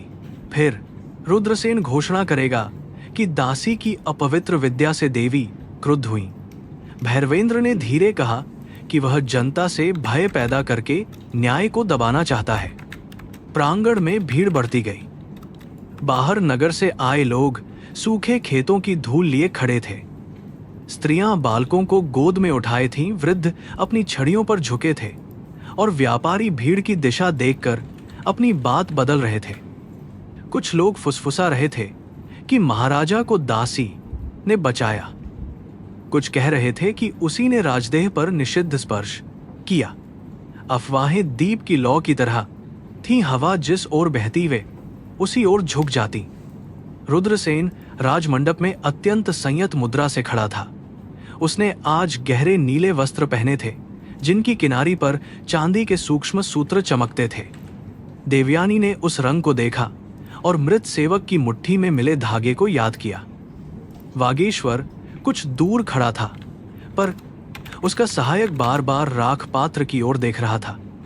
देवयानी ने सोमपाल को हल्का संकेत दिया। अब शिकार को पकड़ना था, पर ऐसे कि शिकारी स्वयं को विजेता समझता रहे। महाराजा को जब बाहर लाया गया, भीड़ से करुण पुकार उठी। अरिंजय अभी दुर्बल थे, पर उनके माथे पर राजचिह्न था और कदमों में लौटती हुई गरिमा। भैरवेंद्र उनके दाहिने चले। देवयानी दूर स्त्रियों की पंक्ति के पीछे खड़ी रही ताकि उसकी उपस्थिति खुली चुनौती न बने, पर रुद्रसेन ने उसे देख लिया। उसकी आंखों में वही ठंडी मुस्कान आई, जैसे वह चाहता था कि वह यहीं रहे और भीड़ के क्रोध का केंद्र बने। हरिगिरी ने मंत्रोच्चार आरंभ किया। जब उसने पवित्र राख उठाने के लिए हाथ बढ़ाया तो देवयानी ने आगे आकर ऊंचे स्वर में कहा कि राख पहले अग्नि को दिखनी चाहिए। प्रांगण स्तब्ध हो गया। एक दासी का सार्वजनिक अनुष्ठान में बोलना मर्यादा का उल्लंघन था। रुद्रसेन ने तुरंत पुकारा कि देखो, यही अपवित्रता है। देवी के मंडप में दासी आदेश दे रही है। भीड़ में कई आवाजें उठीं। कुछ ने कहा कि उसे हटाओ, कुछ ने कहा कि पहले सुनो। भैरवेंद्र आगे आए और बोले कि जब महाराजा के प्राण पर वार हुआ है तब सावधानी अपवित्रता नहीं। हरिगिरी कांपता हुआ दीप लेकर राख के निकट आया। देवयानी ने एक चुटकी राख लौ के ऊपर छोड़ी। हरी झिलमिलाहट फिर उठी। इस बार सबने देखी। भीड़ में भय की लहर दौड़ी। देवयानी ने तुरंत कहा कि देवी की राख हरी ज्वाला नहीं देती, यह किसी दुष्ट हाथ का मिश्रण है। रुद्रसेन ने चेहरा कठोर किया, पर उसकी योजना का पहला आवरण फट चुका था। वागीश्वर का सहायक पीछे हटने लगा, पर सोमपाल ने उसे पकड़ लिया। उसके वस्त्र के भीतर छोटी सी सींग की डिबिया मिली, जिसमें वही काला चूर था। सहायक कांपता रहा और कहने लगा कि उसने केवल आदेश माना। वागीश्वर ने उसे पागल कहा, पर उसकी आवाज में भय था। भैरवेंद्र ने सहायक से पूछा कि आदेश किसने दिया। वह बोलने ही वाला था कि भीड़ के भीतर से पत्थर आया और उसके कंधे पर लगा। अराजकता अचानक भड़क उठी। रुद्रसेन ने अवसर पकड़ लिया। उसने ऊंचे स्वर में कहा कि देवताओं का अपमान देखो, दासी के कारण मंडप रक्त से भर रहा है। उसके कुछ गुप्त लोग भीड़ में पहले से फैले थे। वे चिल्लाने लगे कि दासी ने महाराजा को अपने स्पर्श से बांध रखा है। वह देवी की राख को भी अशुद्ध कहती है। उसे दंड दो। भयभीत प्रजा जल्दी दिशा बदलती है। देवयानी ने देखा कि सत्य अभी जन्मा ही था और झूठ उसे भीड़ के पैरों तले कुचलना चाहता था। तभी एक स्त्री चीखी। राजमंडप के सामने खड़े दो बालक, जिन पर रजत कलश से पहले ही जल की हल्की छींट पड़ी थी, आंखें मलते हुए गिर पड़े। भीड़ उन्मत्त हो गई। देवयानी तुरंत उनके पास दौड़ी। उसने बालकों के कंठ के पास हल्का दाब दिया, उनकी नासिका के नीचे नीम रस लगवाया और आंखों पर स्वच्छ जल डलवाया। यह दृश्य निर्णायक था। यदि वह भागती तो दोष सिद्ध होता, यदि वह बचाती तो कुछ हृदयों में संदेह जागता। बालकों की सांस लौट आई। उनकी मां रोती हुई देवयानी के चरणों में गिरने लगी, पर देवयानी ने उसे उठाया। उसने ऊंचे स्वर में कहा कि विष जल में है, दासी के हाथ में नहीं। यह कहकर उसने कलश उठवाया और चांदी की सुई पर जल की बूंद गिराई। सुई काली पड़ गई। अब भीड़ का शोर बदलने लगा। कुछ लोग चिल्लाए कि कलश किसने भरे, कुछ ने पुजारी को घेरा, कुछ ने वागीश्वर के सहायक को धक्का दिया। रुद्रसेन ने स्थिति बिगड़ती देख सैनिकों को भीड़ रोकने का आदेश दिया, पर उसके अपने सैनिकों और राजकुमार के सैनिकों के बीच क्षणिक टकराव हुआ। दीप बिखर गए, तेल फर्श पर बहा और एक किनारे आग उठी। इस आग में छिपकर दो नकाबपोश आदमी महाराजा की ओर बढ़े। भैरवेंद्र ने तलवार खींची और एक वार रोका। सोमपाल दूसरे पर टूट पड़ा। देवयानी ने देखा कि तीसरा आदमी भीड़ से निकलकर पीछे से महाराजा की शयासन कुर्सी की ओर जा रहा है। देवयानी ने बिना सोचे आगे छलांग लगाई। वह योद्धा नहीं थी, पर शरीर की गति पड़ती थी। आदमी ने छोटी कटार निकाली, उसने उसकी कोहनी के भीतर स्नायु पर प्रहार किया, फिर घुटने के पास बिंदु दबाया। वह गिरा पर कटार उसकी बांह चीर गई। भैरवेंद्र ने उसे गिरते देखा तो क्षण भर के लिए उसका ध्यान विचलित हुआ। उसी क्षण नकाबपोश ने उस पर वार किया, जिसे सोमपाल ने ढाल से रोक लिया। दीपोत्सव का प्रांगण अब युद्ध भूमि बन चुका था। महाराजा ने दुर्बल होकर भी उठने का प्रयास किया। उनकी आंखों में पीड़ा थी, पर इस बार भ्रम नहीं। उन्होंने देखा कि उनकी प्रजा भय में डगमगा रही है। उनका पुत्र रक्त से घिरा है, और वही दासी जिसे कल अपराधी कहा गया था, बच्चों और राजा दोनों की रक्षा कर रही है। अरिंजय ने कांपते स्वर में शंख बजाने का आदेश दिया। शंख ध्वनि उठी तो भीड़ क्षण भर के लिए रुक गई। कभी कभी एक प्राचीन ध्वनि उन्माद को भी स्मृति में लौटा देती है। भैरवेंद्र ने घायल सहायक को सामने लाने का आदेश दिया। सहायक अब टूट चुका था। उसने स्वीकार किया कि राख और जल में द्रव्य मिलाने को उसे वागेश्वर ने कहा था, पर वागेश्वर ने तुरंत उसका खंडन किया। देवयानी ने सहायक की नाड़ी छुई और कहा कि वह भय से कांप रहा है, विष से नहीं, अभी झूठ की शक्ति कम है। सहायक ने रोते हुए कहा कि वागेश्वर को द्रव्य महामंत्री के गुप्त भंडार से मिले थे। यह सुनते ही भीड़ में बिजली सी दौड़ गई। रुद्रसेन ने आगे बढ़कर सहायक को देशद्रोही कहा। उसकी आवाज फिर भी स्थिर थी। उसने कहा कि पीड़ा में पड़ा सेवक किसी का भी नाम ले सकता है। उसने देवयानी पर फिर आरोप लगाया कि वह मर्मा विद्या से मनुष्य की जीभ नियंत्रित कर रही है। कुछ लोग फिर डगमगाए। देवयानी ने समझा कि रुद्रसेन की शक्ति यही है, वह सत्य को नकारता नहीं, उसके चारों ओर इतना धुआं भर देता है कि लोग अपनी आंखों पर ही विश्वास करना छोड़ दें। तब हरिगिरी पुजारी आगे आया। उसका चेहरा पीला था, पर इस बार वह पीछे नहीं हटा।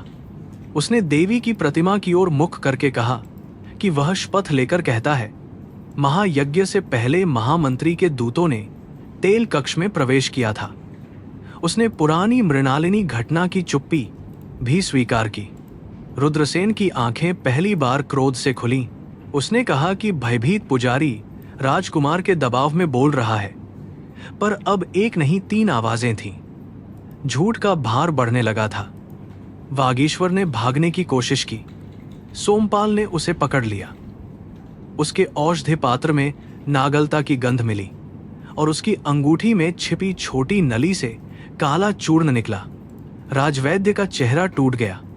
उसने रुद्रसेन का नाम नहीं लिया, पर उसकी चुप्पी में सब था। भैरवेंद्र ने उसे बंदी बनाने का आदेश दिया। रुद्रसेन ने हस्तक्षेप करना चाहा, पर जनता की दृष्टि अब उसके प्रत्येक शब्द को तौल रही थी। फिर भी वह पूरी तरह नहीं गिरा था। देवयानी घायल बांह बांधते हुए महाराजा के पास पहुंची।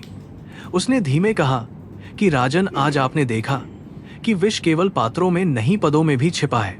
यदि इसे अभी न्याय के समक्ष न रखा गया तो कल कोई भी सत्य को अफवाह कहकर मार देगा। महाराजा ने उसके चेहरे को देखा। उसमें दासी की विनम्रता नहीं, उपचारक की कठोर करुणा थी। अरिंजय ने महसूस किया कि सिंहासन बचा रहना पर्याप्त नहीं, उसे फिर से धर्म के सामने उत्तरदायी बनना होगा। महाराजा ने शंखध्वनि के बाद जनता को संबोधित किया। उनका स्वर कमजोर था, पर शब्द स्पष्ट थे। उन्होंने घोषणा की कि कल प्रातः धर्म सभा के सामने खुली सुनवाई होगी। देव प्रतिमा, राजमुहर और प्रजा की उपस्थिति में हर आरोप, हर प्रमाण और हर गवाही रखी जाएगी। जब तक निर्णय न हो, वागेश्वर बंदी रहेगा। कलश और राख सील होंगे और देवयानी को राज सुरक्षा में रखा जाएगा। भीड़ में गहरी हलचल उठी, पर आदेश राजकीय था। रुद्रसेन ने झुककर महाराजा के आदेश को स्वीकार किया। उसका मुख विनम्र था, पर भीतर वह योजना बदल रहा था। वह जानता था कि खुली सभा में केवल शब्द नहीं चलेंगे।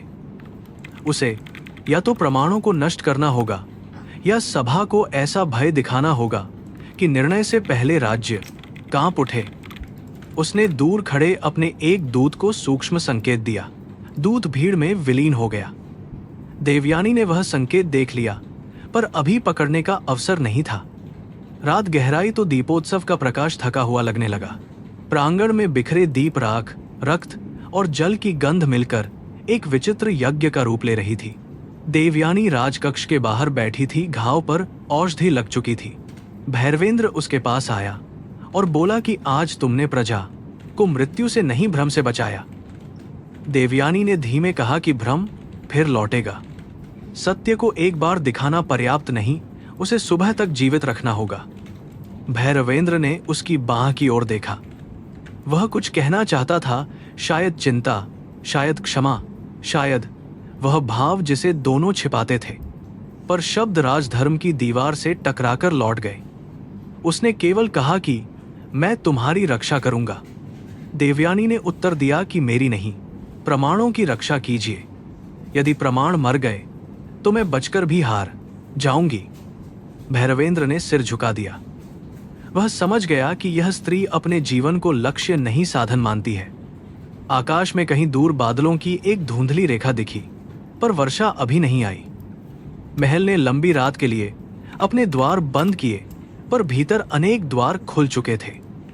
वागेश्वर बंदी था, पुजारी बोल चुका था, जनता ने विष की हरी ज्वाला देखी थी और महाराजा ने खुली धर्म सभा का आदेश दे दिया था। फिर भी देवयानी जानती थी कि रुद्रसेन अब सबसे खतरनाक अवस्था में है। घायल अहंकार न्याय से पहले विनाश चुनता है। प्रातः धर्म सभा के लिए महल का महान प्रांगण धोया गया, पर पत्थरों की दरारों में बीती रात का रक्त और राख जैसे स्मृति बनकर रह गए थे। मध्य में धर्मदेव की विशाल प्रतिमा स्थापित थी, आंखें बंद, हाथ में तराजू और चरणों के पास दीपों की मध्यम पंक्ति। महाराजा अरिंजय दुर्बल शरीर से स्वर्ण आसन पर बैठे, पर आज सिंहासन से अधिक भार उनके मौन पर था। देवयानी को दाहिनी ओर खड़ा किया गया, पहरे में पर झुकी हुई नहीं। सभा में राजकुल, सेनापति, मंदिराधीश, नगर प्रतिनिधि, दास, निरीक्षक और किसान प्रमुख तक बुलाए गए थे। यह सामान्य मुकदमा नहीं था, क्योंकि विष ने केवल राजा को नहीं, राज्य की आत्मा को छुआ था। रुद्रसेन नीले वस्त्रों में आया, शांत, धीर और अत्यंत संयत। उसके पीछे उसके समर्थक बैठे थे, चेहरे पर आहत धर्म का अभिनय। वागेश्वर बंदी की तरह लाया गया, पर उसकी आंखें अब भी रुद्रसेन की ओर अनुमति खोज रही थीं। भैरवेंद्र धर्म प्रतिमा के सामने खड़े हुए और घोषणा की कि आज कोई पद सत्य से ऊपर नहीं होगा। यह वाक्य सुनकर सभा में हलचल हुई, क्योंकि राज दरबारों में सत्य का सम्मान बहुत कहा जाता है, पर पद के सामने उसका स्वर अक्सर धीमा कर दिया जाता है। देवयानी ने राजकुमार को देखा। आज उसका संघर्ष बाहर से अधिक भीतर था। वह जानती थी कि वह उसे बचाने नहीं, एक ऐसी व्यवस्था को बदलने खड़ा है जिसमें उसका जन्म ही सुविधा था। पहला प्रमाण राख का था। हरिगिरी ने कांपते हाथों से वह पात्र प्रस्तुत किया, जिसमें दीपोत्सव की अपवित्र राख सील कर रखी गई थी। देवयानी ने सबके सामने थोड़ी राख लौ पर रखी। फिर वही हल्की हरी चमक उठी। सभा में धीमी सांसें खिंची। वागेश्वर ने कहा कि कुछ खनिज पदार्थों से भी ऐसी ज्वाला उठ सकती है। देवयानी ने शांत स्वर में उत्तर दिया कि यदि ऐसा है तो वही राख दो बालकों की आंखें धुंधली क्यों करती है। दोनों बालकों की माता को बुलाया गया। वह साधारण स्त्री थी, फटे किनारे की साड़ी में, पर उसके शब्दों में दरबार की शिक्षा नहीं, अनुभव की कठोरता थी।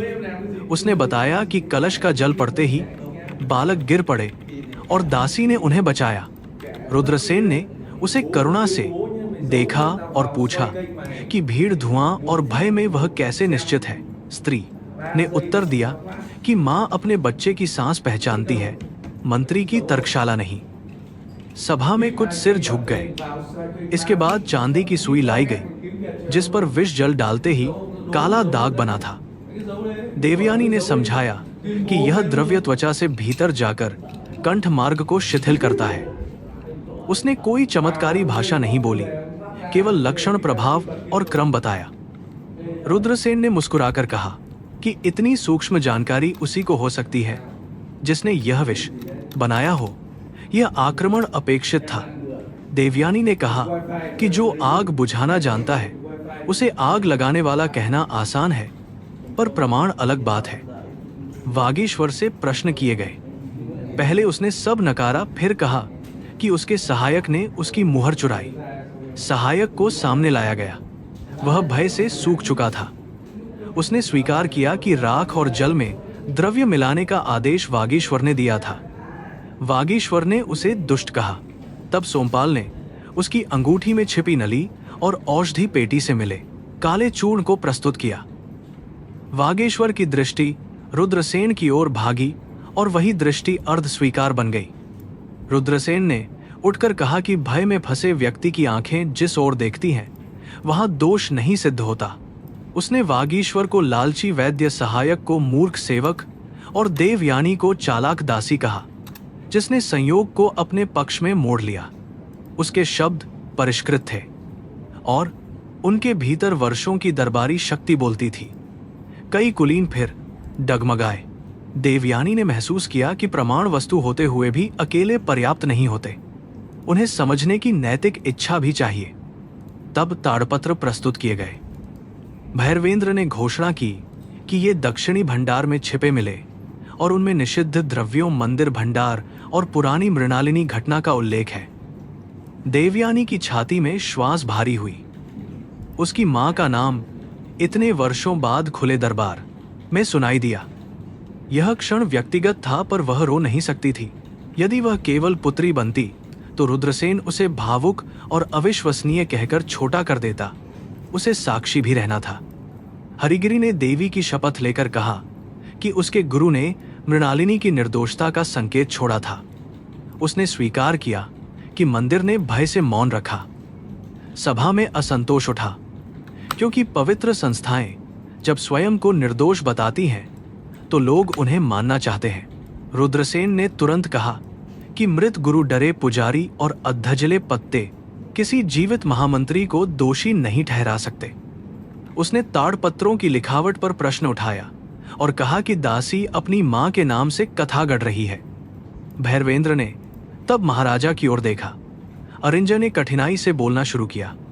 उन्होंने कहा कि मृणालिनी के दंड के समय वे युवा थे और उन्होंने रुद्रसेन की सूचना पर भरोसा किया था। यह स्वीकार सभा में भारी पड़ा। उन्होंने यह भी कहा कि आज उन्हें उस पुराने मौन पर पश्चाताप है। रुद्रसेन ने सिर झुकाकर कहा कि महाराजा की करुणा उनके निर्णय को दुर्बल न करे। यह वाक्य सम्मान जैसा लगा, पर उसमें छिपी अवज्ञा भैरवेंद्र ने साफ सुनी। देवयानी को बोलने का अवसर मिला। उसने कहा कि वह न कुलीन है, न पुरोहित, न राजवैद्य, इसलिए उसके पास केवल निरीक्षण है। उसने क्रम बताया। महायज्ञ का तेल, कंठ नाड़ी का धंसना सुगंध, पात्र का धुलना, राख का गायब होना, सेवक की हत्या, नीला धागा, काली मंदिर की दरार, दीपोत्सव का जल, वागेश्वर की अंगूठी और रुद्रसेन के दूत।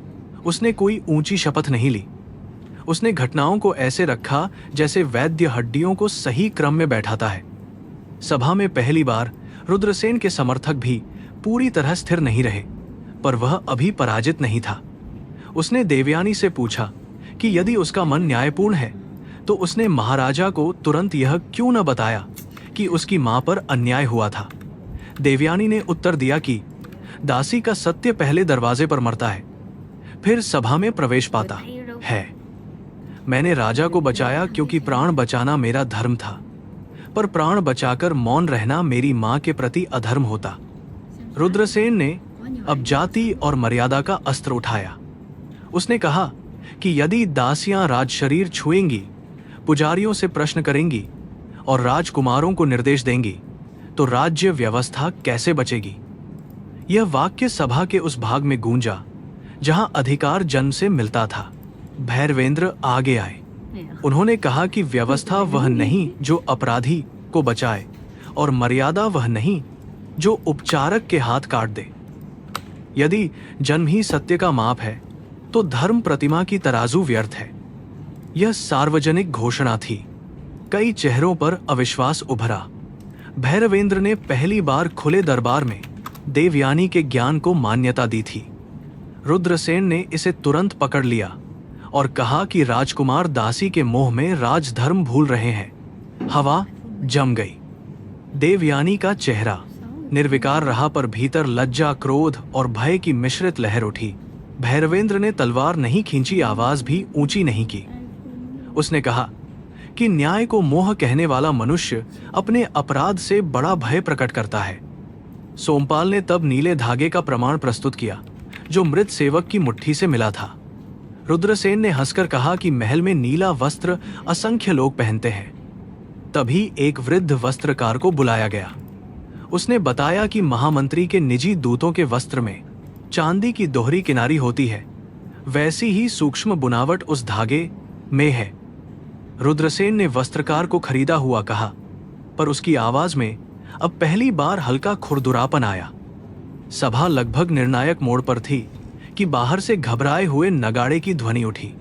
एक सैनिक दौड़ता आया और घुटनों पर गिर पड़ा। उसने कहा कि पश्चिमी फाटक पर महामंत्री के निजी सैनिकों ने राजपहरे को घेर लिया है। दक्षिणी शस्त्रागार में भी विद्रोह हुआ है। कुछ क्षण तक किसी को समझ नहीं आया कि यह सूचना सभा में है या युद्ध भूमि में। फिर रुद्रसेन सीधा खड़ा हुआ। उसका अभिनय उतर चुका था। आंखों में छिपा सर्प अब खुला फन दिखा रहा था।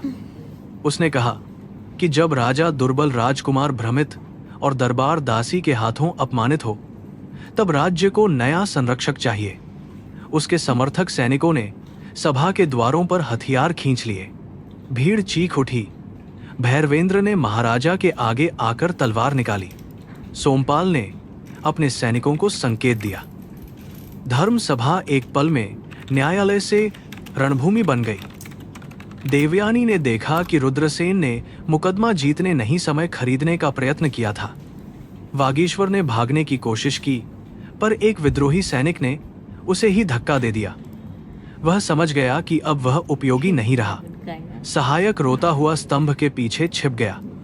हरिगिरी पुजारी धर्म प्रतिमा के चरणों से चिपककर मंत्र पढ़ने लगा, पर उसकी आवाज कांप रही थी।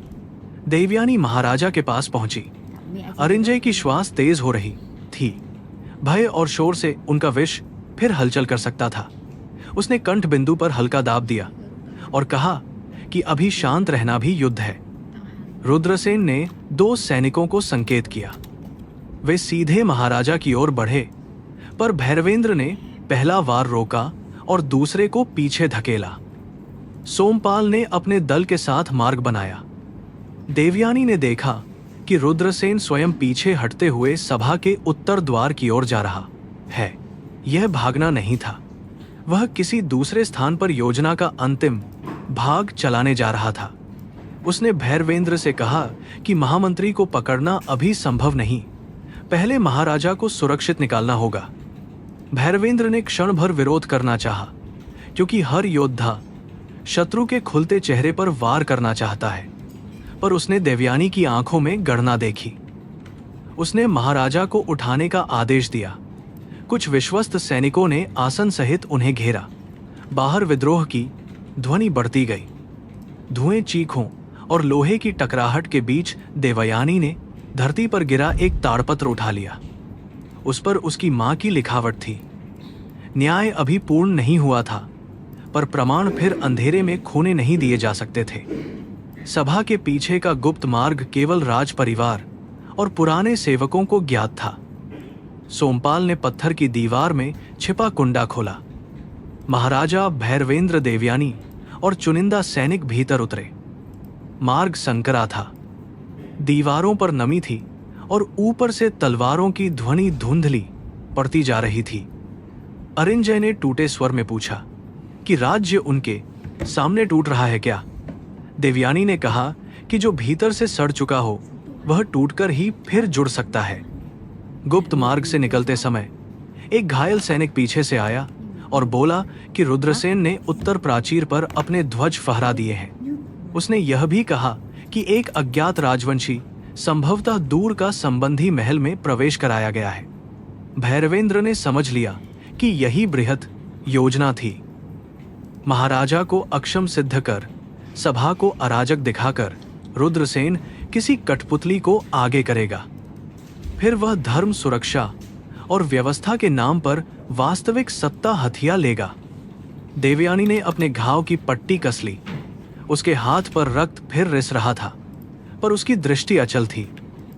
उसने कहा कि रुद्रसेन ने आज अपना जाल खोल दिया है। अब वह छाया में नहीं सेना के साथ है। यह उसका बल भी है और दुर्बलता भी। भैरवेंद्र ने पूछा कि अगला कदम क्या है। देवयानी ने उत्तर दिया कि महाराजा को जीवित, सचेत और जनता के सामने सत्य बोलने योग्य रखना होगा। यदि उनका मन फिर धुंधला हुआ तो राज्य किसी और की वाणी से चल पड़ेगा।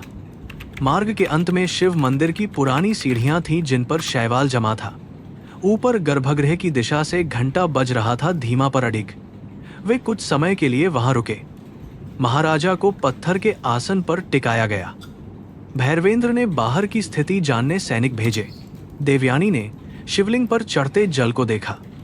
जल पत्थर पर गिरता रहा, बिना शोर, बिना घमंड पर निरंतर। उसे लगा कि न्याय भी ऐसा ही होना चाहिए, कठोरता को धीरे धीरे काटता हुआ। भैरवेंद्र उसके पास आया। उसके वस्त्र पर रक्त था, पर आंखें अभी भी स्पष्ट थीं। उसने कहा कि आज मैंने तुम्हारे विरुद्ध बोले गए शब्द सुने और देर से समझा कि तुम्हें हर क्षण अपनी पात्रता सिद्ध करनी पड़ती है। देवयानी ने थकी हुई मुस्कान के बिना कहा कि यह समझना पर्याप्त नहीं राजकुमार। जिस व्यवस्था को आपने विरासत में पाया है उसे बदलना होगा, वरना अगली देवयानी फिर किसी द्वार पर रोकी जाएगी। भैरवेंद्र ने उत्तर दिया कि यदि हम जीवित रहे तो यही मेरा प्रण होगा। मंदिर के बाहर अचानक अशुभ सीटी की ध्वनि उठी। सोमपाल लौट आया, चेहरा कठोर। उसने बताया कि रुद्रसेन महाराजा को पकड़ने के लिए उत्तर से सैनिक भेज रहा है और थापित राजवंशी को राज्यसभा में ले जाया जा रहा है। समय बहुत कम था। देवयानी ने महाराजा की नाड़ी छुई। विष अभी शांत था, पर भय, थकान और अधूरा उपचार उसे फिर जगा सकते थे। अंतिम संघर्ष अब केवल महल पर नहीं, चेतना पर भी होगा। शिव मंदिर के गर्भगृह में दीप कांपा, पर बुझा नहीं। भैरवेंद्र ने तलवार कसकर पकड़ी। सोमपाल ने शेष सैनिकों को द्वारों पर बांटा। देवयानी ने अपनी उंगलियां धोकर महाराजा के कंठ पर रखीं और मन में मां देवी और धर्म को एक साथ स्मरण किया। रुद्रसेन ने विद्रोह आरंभ कर दिया था, पर उसने एक भूल की थी। उसने समझा कि दासी केवल बचाव जानती है। अब वह सीखेगा कि उपचारक जब युद्ध में उतरता है तो उसका लक्ष्य केवल शत्रु को हराना नहीं, विष की जड़ काटना होता है। शिव मंदिर के गर्भगृह में जल की धारा पत्थर पर गिरती रही, मानो संसार की सारी व्याकुलता के बीच देवता धैर्य का पाठ दोहरा रहे हों। बाहर विद्रोही सैनिकों की पदध्वनि निकट आती जा रही थी। महाराजा अरिंजय का चेहरा पीला था, पर उनकी दृष्टि अब उतनी धुंधली नहीं रही। देवयानी ने कंठ बिंदु से हाथ हटाकर कहा कि उन्हें कुछ समय मिला है, पर समय अब औषधि नहीं, निर्णय मांगता है। भैरवेंद्र ने मंदिर की पिछली दीवार पर बने प्राचीन चिन्हों को देखा। बचपन में राजगुरु ने बताया था कि शिव मंदिर से राजकिले की उत्तरी मीनार तक एक पुराना मार्ग जाता है, जहां कभी युद्धकाल में राज परिवार छिपकर निकलता था। सोमपाल ने शिला के पीछे छिपे कुंडे को खोज लिया। पत्थर भारी था, पर 4 सैनिकों ने उसे खिसका दिया। भीतर से अंधेरी सुरंग खुली, जिसमें ठंडी हवा के साथ धातु और पुराने घी की गंध आई। देवयानी ने कहा कि रुद्रसेन महाराजा को उत्तर प्राचीर या सभा मंडप में नहीं, किसी ऊंचे स्थान पर ले जाना चाहेगा, जहां से वह जनता को दिखा सके कि सिंहासन उसके नियंत्रण में है। भैरवेंद्र ने अनुमान लगाया कि वह प्राचीन अभिषेक मीनार होगी, जहां से कभी नए राजाओं को जनता के सामने घोषित किया जाता था। महाराजा ने आंखें खोलीं और कहा कि वही स्थान राजमुद्रा के गुप्त भंडार से भी जुड़ा है। अब रुद्रसेन का लक्ष्य पूर्ण स्पष्ट था। सुरंग में उतरते समय देवयानी ने अपनी घायल बाह की पट्टी कस ली। रक्त कम था, पर थकान भीतर गहरी जड़ें जमा रही थी। फिर भी उसकी चाल स्थिर रही। वह राजकुमार या सैनिक नहीं थी, पर इस रात में उसकी विद्या सबकी ढाल थी। भैरवेंद्र बार बार पीछे मुड़कर देखता और हर बार उसे वही शांत चेहरा दिखाई देता। इस शांति में उसे भय नहीं, व्रत दिखाई देता था, और वह व्रत किसी राजाज्ञा से अधिक शक्तिशाली था। सुरंग पतली थी, कहीं कहीं इतनी नीची कि उन्हें झुककर चलना पड़ा।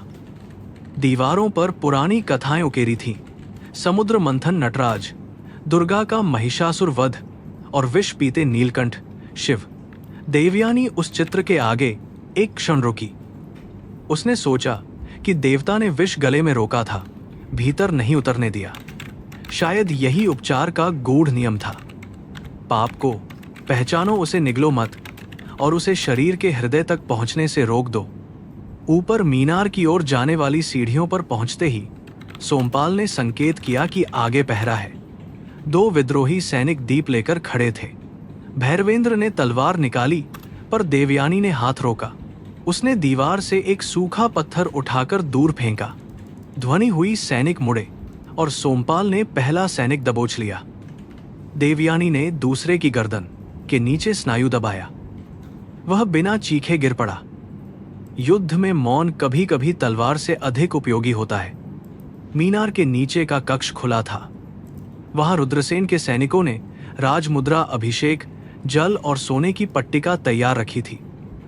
बीच में दूर का राजवंशी युवक खड़ा कांप रहा था, जिसके चेहरे पर महत्वाकांक्षा से अधिक भय था।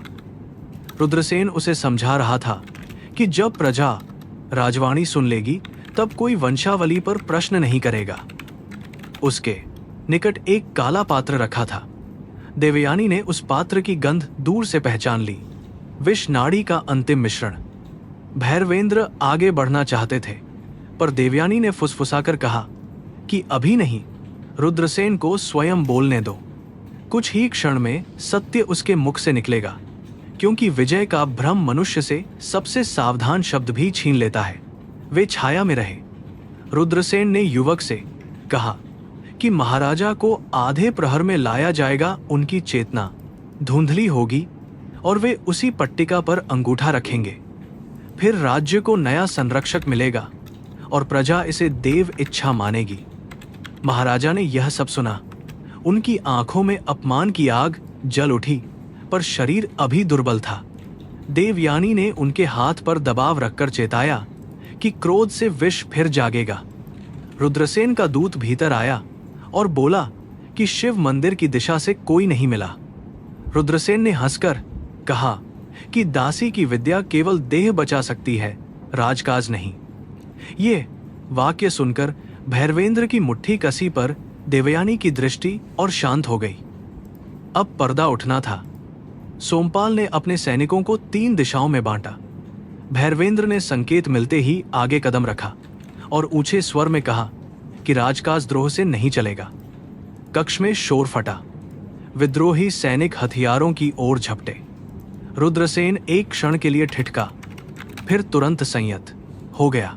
उसने कहा कि राजकुमार अपने दुर्बल पिता को दासी के हाथों में देकर राज्य को विनाश की ओर ले जा रहा है। महाराजा छाया से बाहर आए तो कई सैनिकों के चेहरे बदल गए। अरिंजय पूरी तरह स्वस्थ नहीं थे, पर वे जीवित, सचेत और क्रोधित थे। उन्होंने कहा कि रुद्रसेन ने धर्म सभा से भागकर अपना अपराध सिद्ध कर दिया है। रुद्रसेन ने उत्तर दिया कि राजा की चेतना विष और दासी के स्पर्श से दूषित है।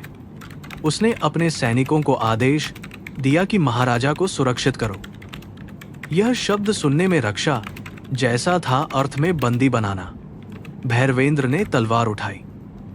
इस बार युद्ध टाला नहीं जा सकता था। मीनार के कक्ष में लोहे की ध्वनि गूंज उठी। सोमपाल ने 3 सैनिकों को पीछे रोका। भैरवेंद्र सीधे रुद्रसेन की ओर बढ़े और देवयानी महाराजा के पास रही। एक विद्रोही ने पीछे से वार किया, पर देवयानी ने झुककर उसके घुटने के भीतर बिंदु पर प्रहार किया। वह सहारद राजू की दूसरी 38 करना सोन्स कर रहे। गिरा, फिर भी उसने कमर से छोटा पात्र फेंका। पात्र टूटते ही तीखी धुआंधार गंध फैल गई। देवयानी ने तुरंत अपने आंचल का शेष भाग फाड़कर महाराजा के मुख पर बांध दिया। धुआं सामान्य विष नहीं था, यह वही मंधूम्र द्रव्य था जिसके बारे में ताड़पत्रों में लिखा था। सैनिकों की आंखें जलने लगीं। भैरवेंद्र ने रुद्रसेन पर वार किया, पर वह पीछे हटकर काले पात्र के पास पहुंचा। उसने देवयानी को देखा और पहली बार सीधी घृणा से मुस्कुराया। उसने कहा कि तुम्हारी मां भी बहुत जानती थी, ज्ञान ने उसे दासी बनाया और तुम्हें मृत्यु देगा। उसने काले पात्र से सुई निकाली जो अंधेरे में हल्की हरी चमकती थी। भैरवेंद्र चीखे पर रुद्रसेन ने पास आए सैनिक को ढाल की तरह धकेला और पल भर में देवयानी की घायल बाह पर सुई चुभो दी। विष आग की तरह नसों में दौड़ा। देवयानी के होंठ नीले पड़ने लगे, पर उसने गिरने से पहले अपनी मध्यमा कंठ पर रखी अंगूठा कलाई के भीतर जमाया और घुटने को भूमि से टिकाकर श्वास रोकी। वह स्वयं को मृत्यु से बांध रही थी, जैसे कोई उफनती नदी पर क्षणिक बांध डालता है। भैरवेंद्र ने रुद्रसेन पर प्रचंड वार किया। तलवारें टकराईं, चिंगारियां उड़ी। रुद्रसेन वृद्ध था, पर दुर्बल नहीं। उसकी चाल में दरबारी विलास नहीं, गुप्त अभ्यास था। उसने कहा कि राजकुमार, तुमने राज्य को एक दासी की आंखों से देखना सीखा, इसलिए हारोगे। भैरवेंद्र ने उत्तर दिया कि मैंने पहली बार राज्य को मनुष्यों की आंखों से देखना सीखा है। यह कहते हुए उसने वार बदला और रुद्रसेन की कलाई घायल कर दी। काला पात्र लुढ़क कर दूर गया। देवयानी ने दर्द के बीच महाराजा को पुकारा। उसका स्वर सूखा था पर स्पष्ट। राजन, बाएं कंठ पर हाथ रखिए, श्वास भीतर नहीं रोकिए। अरिंजय ने वैसा ही किया। फिर उसने भैरवेंद्र को पुकारा कि रुद्रसेन की दाहिनी पसली के नीचे वार मत करो, वहां कवच है। बाएं कंधे के पीछे खुला जोड़ है। भैरवेंद्र ने बिना प्रश्न किए दिशा बदली। यह युद्ध अब तलवार और मर्मा विद्या का संयुक्त नृत्य बन गया था। रुद्रसेन ने देखा कि विष के बाद भी देवयानी निर्देश दे रही है और उसका चेहरा विकृत हो उठा। उसने फिर कटार उठाई और उसकी ओर बढ़ा, पर महाराजा ने दुर्बल हाथ से अभिषेक जल का पात्र उसके मार्ग में फेंक दिया। क्षण भर की चूक पर्याप्त थी। सोमपाल ने पीछे से रुद्रसेन को रोका और भैरवेंद्र ने उसकी तलवार गिरा दी। रुद्रसेन घुटने पर आया, पर अभी भी पराजित नहीं दिखना चाहता था। उसने ऊंचे स्वर में कहा कि उसके बिना राज्य अराजक हो जाएगा। उसी समय मीनार की खुली जाली के नीचे से जनता और सैनिकों का शोर उठ रहा था। धर्मसभा से भागे कई लोग उत्तर प्रांगण में जमा हो चुके थे। हरिगिरी पुजारी, बालकों की माता वस्त्रकार और कई सैनिक वहां उपस्थित थे। भैरवेंद्र ने रुद्रसेन को खींचकर जाली के निकट लाया। महाराजा ने अपनी शेष शक्ति से आवाज उठाई और कहा कि सुनो, यह वही मनुष्य है जिसने धर्म के नाम पर विष छिपाया और राज्य को बंधक बनाना चाहा। रुद्रसेन ने अंतिम प्रयास किया। उसने जनता से कहा कि राजा भ्रमित है, राजकुमार दासी के मोह में है और प्रजा को व्यवस्था चाहिए। पर तभी कांपता राजवंशी युवक आगे आया। उसने सबके सामने स्वीकार किया कि उसे सत्ता का लालच देकर बुलाया गया था और महाराजा से अंगूठा लगवाने के लिए विष से चेतना धुंधली करने की योजना थी। उसके शब्द टूटे हुए थे पर पर्याप्त थे। रुद्रसेन के सैनिकों में फूट पड़ गई। कुछ ने हथियार नीचे रख दिए। देवयानी अब भूमि पर बैठी थी। विष उसके कंधे तक फैल रहा था। उसे लगा कि शरीर में ध्वनियां दूर जा रही हैं, पर उसने अंतिम बिंदु स्वयं दबाया, नाभि और हृदय के बीच, जहां श्वास का सूक्ष्म पुल डगमगा रहा था। भैरवेंद्र उसके पास घुटनों के बल आया। उसने कहा कि मुझे बताओ क्या करना है। देवयानी ने कठिनाई से उसकी उंगलियां अपनी कलाई पर रखीं। उसने निर्देश दिया, दाब स्थिर रखो, भय से मत कांपना, नहीं तो प्रवाह टूटेगा। भैरवेंद्र की उंगलियां तलवार पकड़ने में दक्ष थीं, पर आज उन्हें प्राण की सूक्ष्म रेखा पकड़नी थी। वह कांपा, फिर स्थिर हुआ। देवयानी ने आंखें बंद की और भीतर शिव का नीलकंठ रूप स्मरण किया। विष को हृदय तक न जाने दो, गले में रोको, श्वास को लंबा रखो। सोमपाल ने नीम और गुग्गुल मंगवाया। महाराजा ने अपने निजी रत्नहार से बंधी छोटी औषधि डिबिया खुलवाई जो राजकुल में आपत्ति के लिए रखी जाती थी। देवयानी ने उसका प्रयोग बताया।